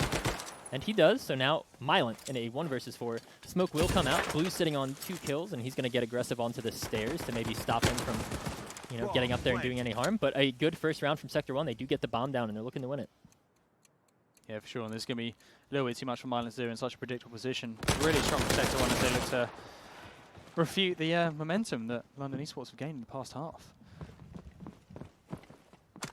Yeah, that's unfortunate. I don't know. I still don't know what happened with the leader there. He just kind of falls to his death, and a B site is so hard to even hold if you do have 3 there, and they already lose 1. So a stack could have worked out, but it did not. So they tried to work with what they had, and it didn't quite come together. Yeah, I just know he won't be happy about that. So hopefully he's going to. That's a desk smash. That's a monitor punch, a desk smash. Throw the Ooh. computer out the window, and we will have a pause coming out. Not sure if it's tactical or technical. Just looking at the scoreboard here, Deleter and Nielsk both kind of need to pull it up from the bottom, but both players that we've already seen perform today, so we know they can. Good to see Mylant getting on the board. He's had some important rounds, and it looks like he's really starting to win his gunfights and come together. But yeah, for sure. I think it's also interesting. I don't know about you. I haven't really seen Deleter pick up scope this map as well, so I think that's where he's in this current lineup feeling most at home. So maybe that's just a decision they don't take on this map. But perhaps that's what he needs to get into his hands. I'm not sure if he had it on one of the 3rd or 4th round, but especially on the Allies side, there's not too much you can do with it unless you know someone's peeking top white, or if they're going top green every round and you can steal a free kill from them that way. But it's not something that was identified, and I honestly don't think it's worth it, especially on Axis side. 7 coins just for them to double push you with subs. It's pretty hard, but we'll probably see an unscoped car come out from someone here. Yeah, no, this is true, especially with Sector 1 really loving those SMGs right now. They've picked up 3 on their side, or 2, sorry, with other guns in the back pocket that they picked up in the last round. So yeah, I'd be interested to know if this is a tactical time actually, because it's quite a good time for Sector 1 perhaps to refocus. Yeah, but at the same time they did win that last one, and as you said, they have these subs going up against 4 Gavairs, and that's what's interesting about the second round, and kind of the meta comes into play. We're going to jump back into it. Yes, we are jumping back into it, but so they have these submachine guns, so they're probably going to want to take these close gunfights, but a lot of people will sacrifice good positioning to get into those gunfights, and sometimes can throw the round if they're not careful with that Gavair 1-tap headshot. But they're going straight to A. Blues gets the kill onto Rebirth, and it's going to be a free plant near here as they look to stack B and push through mid-street. Zlatan going to come up back market relatively quickly, so maybe he can find a kill early on in the post-plant process, but bomb is now down. 50 seconds to work with.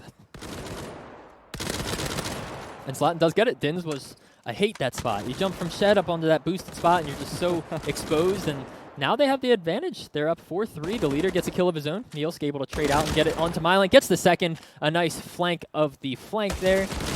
The leader trying to get on, can't find the head. Nielsk actually finds another in the meantime, so a big, kind of quiet 3K for him on the end point of that round. Yeah, for sure. And I think that was just really unfortunate for London. I really liked how they played that round with the sort of the pinch movement they did through pushing mid-street, going towards B, but unfortunately Sector 1 were doing the full A hit, so it just completely didn't work out for them. But yeah, just how it rolls sometimes. Yeah, it would have been interesting to see if they had hit B, how that flank play from Zlatan would have come through maybe all the way through Cemetery, or if he was going to push through Ivy, but it does not happen. And looks like Robert actually does buy the scope here for Sector 1, and he's going to be holding the angle. Zlatan taken very low, and Robert, I think, is going to sit here until he finds a kill. Misses the shot, is able to identify that they are rotating, but the rest of his team's already on B site. Kosjay and Blues very far pushed up. The upper smoke comes, the B arch smoke comes, and No nades here for London Esports on the retake, so they're going to have to either push through the smoke or spray through it, and they try to push through it. That does not work out, but look at Daxton here playing just prone here in yellow. Sees one, knows that they're all over. Could be huge here for him. Bomb is now being planted. Gets the first, gets the second, looks for the third on stairs. Can he make it plus 15? He cannot. At least stops the plant, so now a 3v3. Rebirth on the other end, though, gets the kill on the Blues, so he's shutting this down from the inside out. Turns, gets the kill on Daniilsk. Knows where the last player is as well, so Kosjay, they go from a 5 full-man B take down to only 1 player off the back of a huge play. A huge play coming out from Daxton. Hear him screaming over there, and a 4-man to make it 8-7. Daxton, take a bow, sir. That was awesome. Yeah, you see those people come by, you feel the hand start shaking, but he absolutely nails it.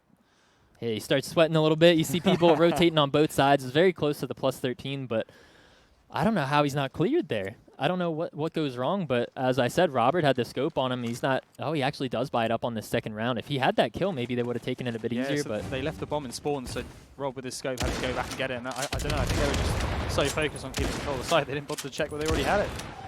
Unfortunate. It's going to be another B take as it kind of worked out, but the leader's already there. Kills Kosjay. Looks like they team up, and Zlatan gets another. Robert does get a kill with that scope, and the player is still here in yellow. I'm not sure if that nade will land... It will. Back yellow. No one's there to be hit by it, but Dins needs to be careful. He's still playing here, and they're kind of wrapping around back B. He knows there's one half wall. Not sure if he's going to be pushed through this smoke, but the bomb is down at B. Kind of a misplay here for Sector 1. They're going to have to kind of crunch in. We do see the flank from Blues as Dins is just trying to make noise. Blues gets the first kill, looks to get the second. He's going to jump out. Dins knows that there's one here, can't get it as Deleter makes it 4 on the round for him. Deleter looking to get this ace. Doesn't have to because Latin's there with him, and a huge B hold. Sector 1 not able to get anything done in these past 2 B hits. Yeah, each player from London just stepping up right now. And I also think Sector 1, they had some really good nades at the start, and now London have sussed them out. They're just not scared of them. So I think Sector 1 needs to maybe adjust how they're taking that B site. They just didn't win the fights they needed to, I guess. They've let these players get into yellow and cause trouble. This time they just went around to be long and they won it out, and London's looking good. These performances are coming in. The screaming's starting. They're getting their vocal cords a little warmed up. Church Nade will actually do a lot of damage to Dins there. And it looks like this is more of a default, probably what Sector 1 need to do, slow things down and don't hit B, but I think them not committing fully to B... Well, actually, London have changed how they're playing. So you see they've actually abandoned B site, going towards 2 people towards A. So it's actually London who are adapting, not Sector 1. And that might just be the change of pace that will catch Sector 1 off guard. I love that plays Latin kind of taking this fight in mid-market, and Nielsk is there to just peek top green, fire a few shots, and fall off. So a man advantage for them already. On the other side, they have smoked upper B and kind of are faking a commitment. And it's just not really going to be all that important since they don't have bomb over there, but they do get the frag, so maybe they're going to be able to clean through sight. We do see Deleter playing on the other side of this B arch, but Blues peeks out, finds a kill on him. Dins with a nice knife as well, and just like that, they make it 4v2. Rebirth hopping off that site and is rotating B, but it's still Kosjay over here. Now he's running back, but they've split themselves up, and I'm not sure it's the best play here. Blues needs to win this gunfight onto Deleter up top, and he does, or Daxton. And strange round, but now Rebirth left alone in a 1v2. Yeah, it's kind of rounds we want to watch, as people just constantly rotating back and forth as Kosjay and Blues take the site. Rebirth will be looking, try and get an edgeway. They'll be expecting him coming from the back right now, though, and they are in 2 very strong positions as they double up in the windows area. But they have been spotted, I think, there by Rebirth. He is smoked out, and they'll have to walk through it. I think that's Kosjay holding it with the Thompson. Gets into yellow. Some nice movement, and if he finds a one-tap, he may be able to retake this. Kosjay is kind of baiting, just lays down up there. Doesn't really do much more of that. Blues trying to smoke it, and taps the bomb, will fall off. Should be able to get this kill on the Kosjay, and a nice nade from Blues. Doesn't even have to challenge him. A good effort there, and that round was a little wacky coming out for Sector 1, and it works in their favor. Zlatan with a nice kill in mid early, but it's just not enough to close out the round. Yeah, it's interesting. I think London trying to preempt like Sector 1 doing something different, and then they thought, oh yeah, we've been playing so aggressive on B site, let's abandon it, let's focus on A and mid, and yeah, just perhaps overthinking it, because yeah, Sector 1 took that quite nicely. I think it was Robert over there was able to get an opening kill, and then they just had B site control, so Kosjay took a while to get over there, but he did make it out alive, which matters, and they got the bomb there. We're going to see Zlatan take this shotgun and get into yellow, something we really haven't seen at all this tournament, and this is what I've been excited to watch, but since Sector 1 have given up this B aggression, maybe it's not going to be all that important. We do see Blues, who's walking through the smoke. They're playing double aggression up here as Daxton is at half wall. He will find Blues. Niels gets the kill on the deleter as well. So this is A pressure coming out. All that's over there is Mylant, and he goes down. So now it's just a shotgun and a dream coming from Zlatan trying to rotate over to A. But we didn't really get to see many of those picks because they happened so quickly. Dins with another 2-man. 9-9. This is a close game. It seems like anytime one team starts to fall, they pick up a round and the momentum swings their way. I wouldn't be surprised if London picks up this one. Yeah, we need like an audio graph because like I swear like you hear London screaming and now I'm only hearing from the other side. Like I think that could definitely an indicator of momentum as Sector want to bring you back into it. Here's Sentinel as well. I don't know who they're playing, but they seem to be drumming on their desks a little bit. No, it's just performance after performance from each player on both teams here. So it's kind of, we've seen almost 2 aces, 4-mans, 3-mans, and they're just playing very well. And they're going back to the B aggression. It may work out as they're trying to push it on the side of London Esports. A nice wall bang from Blues. Latin was able to get one, but if they're able to clear this up, they should be able to get bombed down. Daxon with a smart play, able to rotate and get back up top. I like that London aren't rotating too early, because they could choose to go back. If I were Sector 1, maybe I'd want to since you weren't able to clear that second kill. But Robert just holding kind of grave, waiting for someone to rotate through. A nice spray through the smoke there on the Kosjay, and bomb is not being planted. It is now not really finding anything. They do have someone in that kind of dark barn area, and that's going to be Blues looking for any type of pick. But Nielsk is still holding down mid. Very slow here from Sector 1, and they're just kind of burning through the utility. Another smoke comes out upper. Niels playing in one of these spots that's easily wall-bangable. He's not going to go down, luckily for him. Blues taking a fight at bottom mid, and that's going to be Rebirth.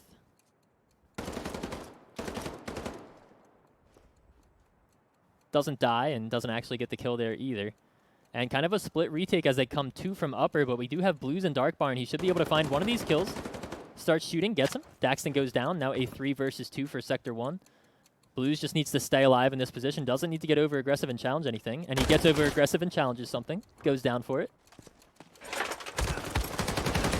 Taps the bomb. Nielsk and Rob are teaming together on both sides of this. And this is kind of unwinnable here for Rebirth, even though he regens. Maybe just looking to get off of this site and keep his life. Will get the kill.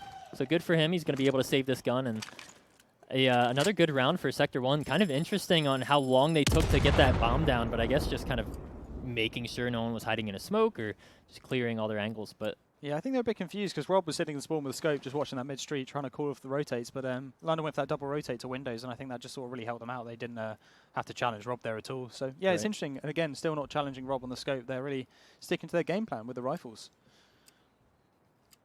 It's funny to see how these players get into these spots and cause trouble. Blues just kind of walked in the dark, and you kind of forget about him. If you don't clear it, if you don't think he's there, he's just able to wreak havoc and gets an important kill and delays the push even more.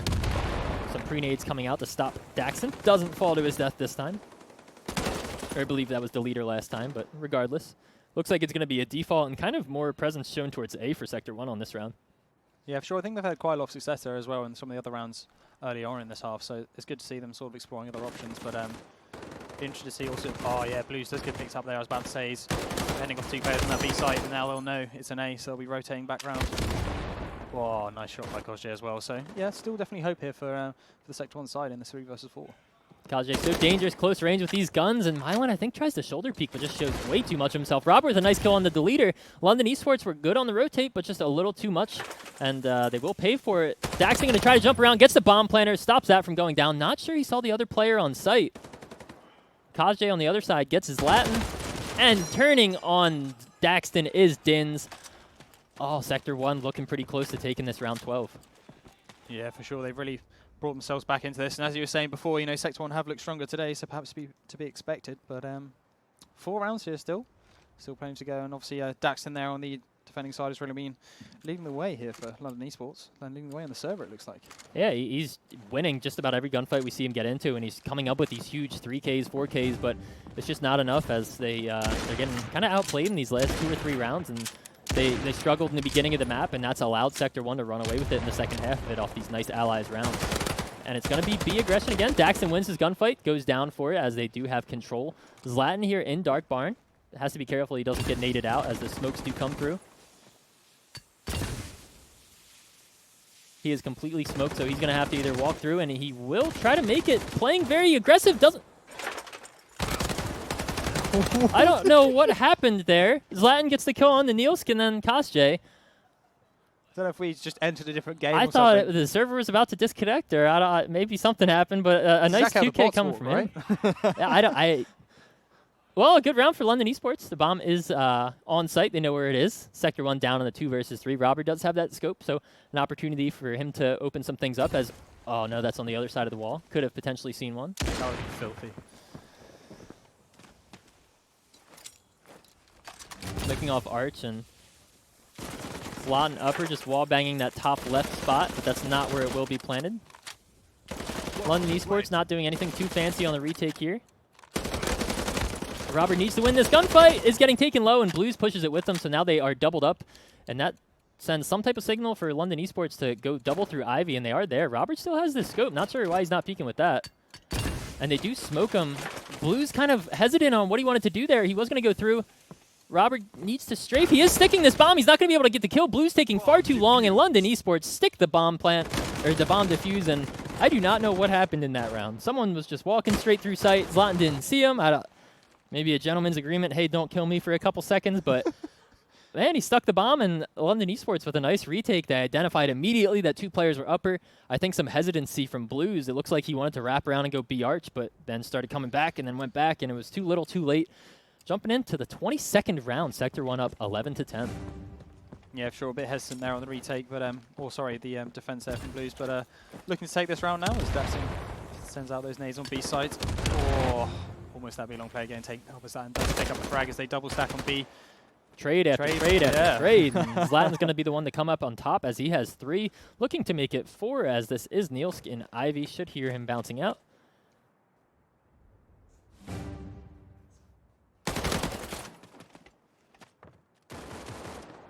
Immediately just flanks, and he's going to be here so quick that I don't think Niels is going to be expecting him. Yeah, such excellent movement there. Yeah, going to pay off. That's movement. Beautiful and smart battalion. Movement.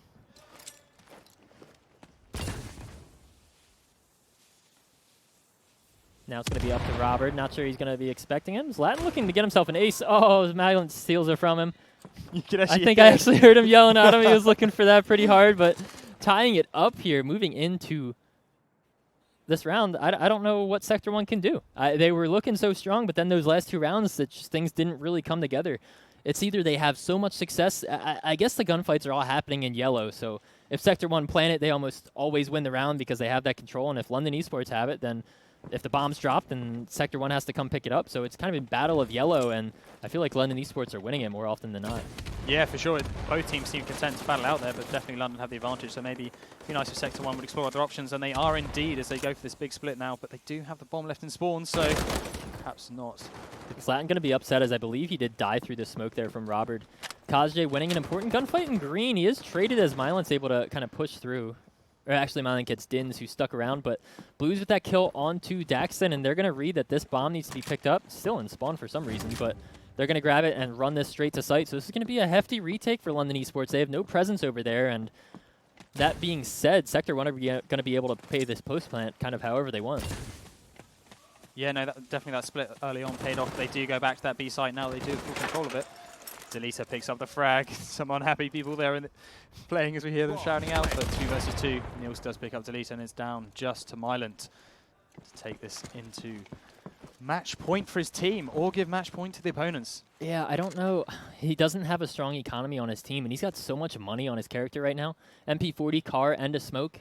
Kind of the ideal setup for almost any bomb site. All you need is a nade, but you really don't want to take this to a tie, so he's going to try it for this retake. Has a smoke lined up for upper, and that's going to kind of shut down Niels. Kosjay, their dark player, is going to be in there holding aggressively, going to tap the bomb and look for him to run through the smoke. Kosjay is going to get it, taking us to match point. This has been a close one, and London have no money. Yeah, I think you're totally right there. Mylan probably should have considered the save, but, you know, it's a tough call for sure. Right. You don't want to be the one to concede match point, but didn't look very likely, and certainly Sector 1 had very strong positions there, and he had no info, unfortunate for him. And now they are totally screwed with their money, to be honest. Yeah, they opt for 4 smokes, and the leader and Mylant both on MP40s. I think, as we were saying earlier, some of their success has come from taking these battles in yellow, but since they don't have the MP40s, it's going to be hard to win them. And they're not even going to try for it. They do go for that split again, and this time they have taken the bomb out of the spawn, which is nice to see, and sort of going towards that A split, but I don't know. They look like they're backing off. They're not too sure about where they want to commit yet. And certainly London committed a lot of resources to this A site. Kazj over here with the car can cause a lot of damage. If anyone shows even a little bit of a shoulder, you can expect him to hit that shot, but he's just going to work up on these angles. Mylent playing close with that MP40. Kazj making me look a little bit dumb there. Someone did shoulder peek him, and he wasn't able to find the kill. But, you know, It was a good tried shoulder his peek best. from Mylent. It was a good shoulder peek. Give him that. I don't think Kazj is going to expect someone to be so close, and that's good. He is grabbing that bomb, and Mylent was laying down there in that orange side. Should hear him. The smokes are coming up upper. The leader's playing in this Apples position by the barrels. London Esports a little slow to rotate. The leader's going to peek out. Can't find it as Niels kills him. A little impatient. Daxton playing in the smoke.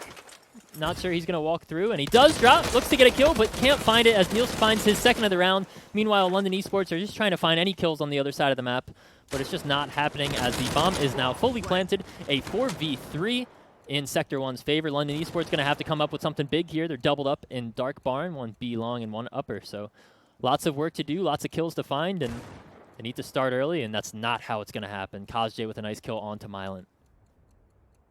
Yeah, it's just too much to do. Too little, too late, I think, for Zlatan and Rebirth here.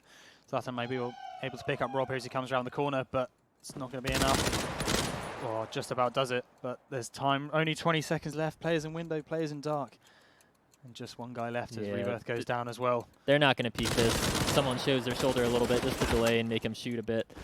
And Zlatan, nothing he can really do here as London Esports fall 11 to 13 to Sector 1. A really rough game for them to lose. London Esports losing 2 streamed matches here, and what I thought maybe not a sweep of the groups, but I thought I was maybe favoring them in this match.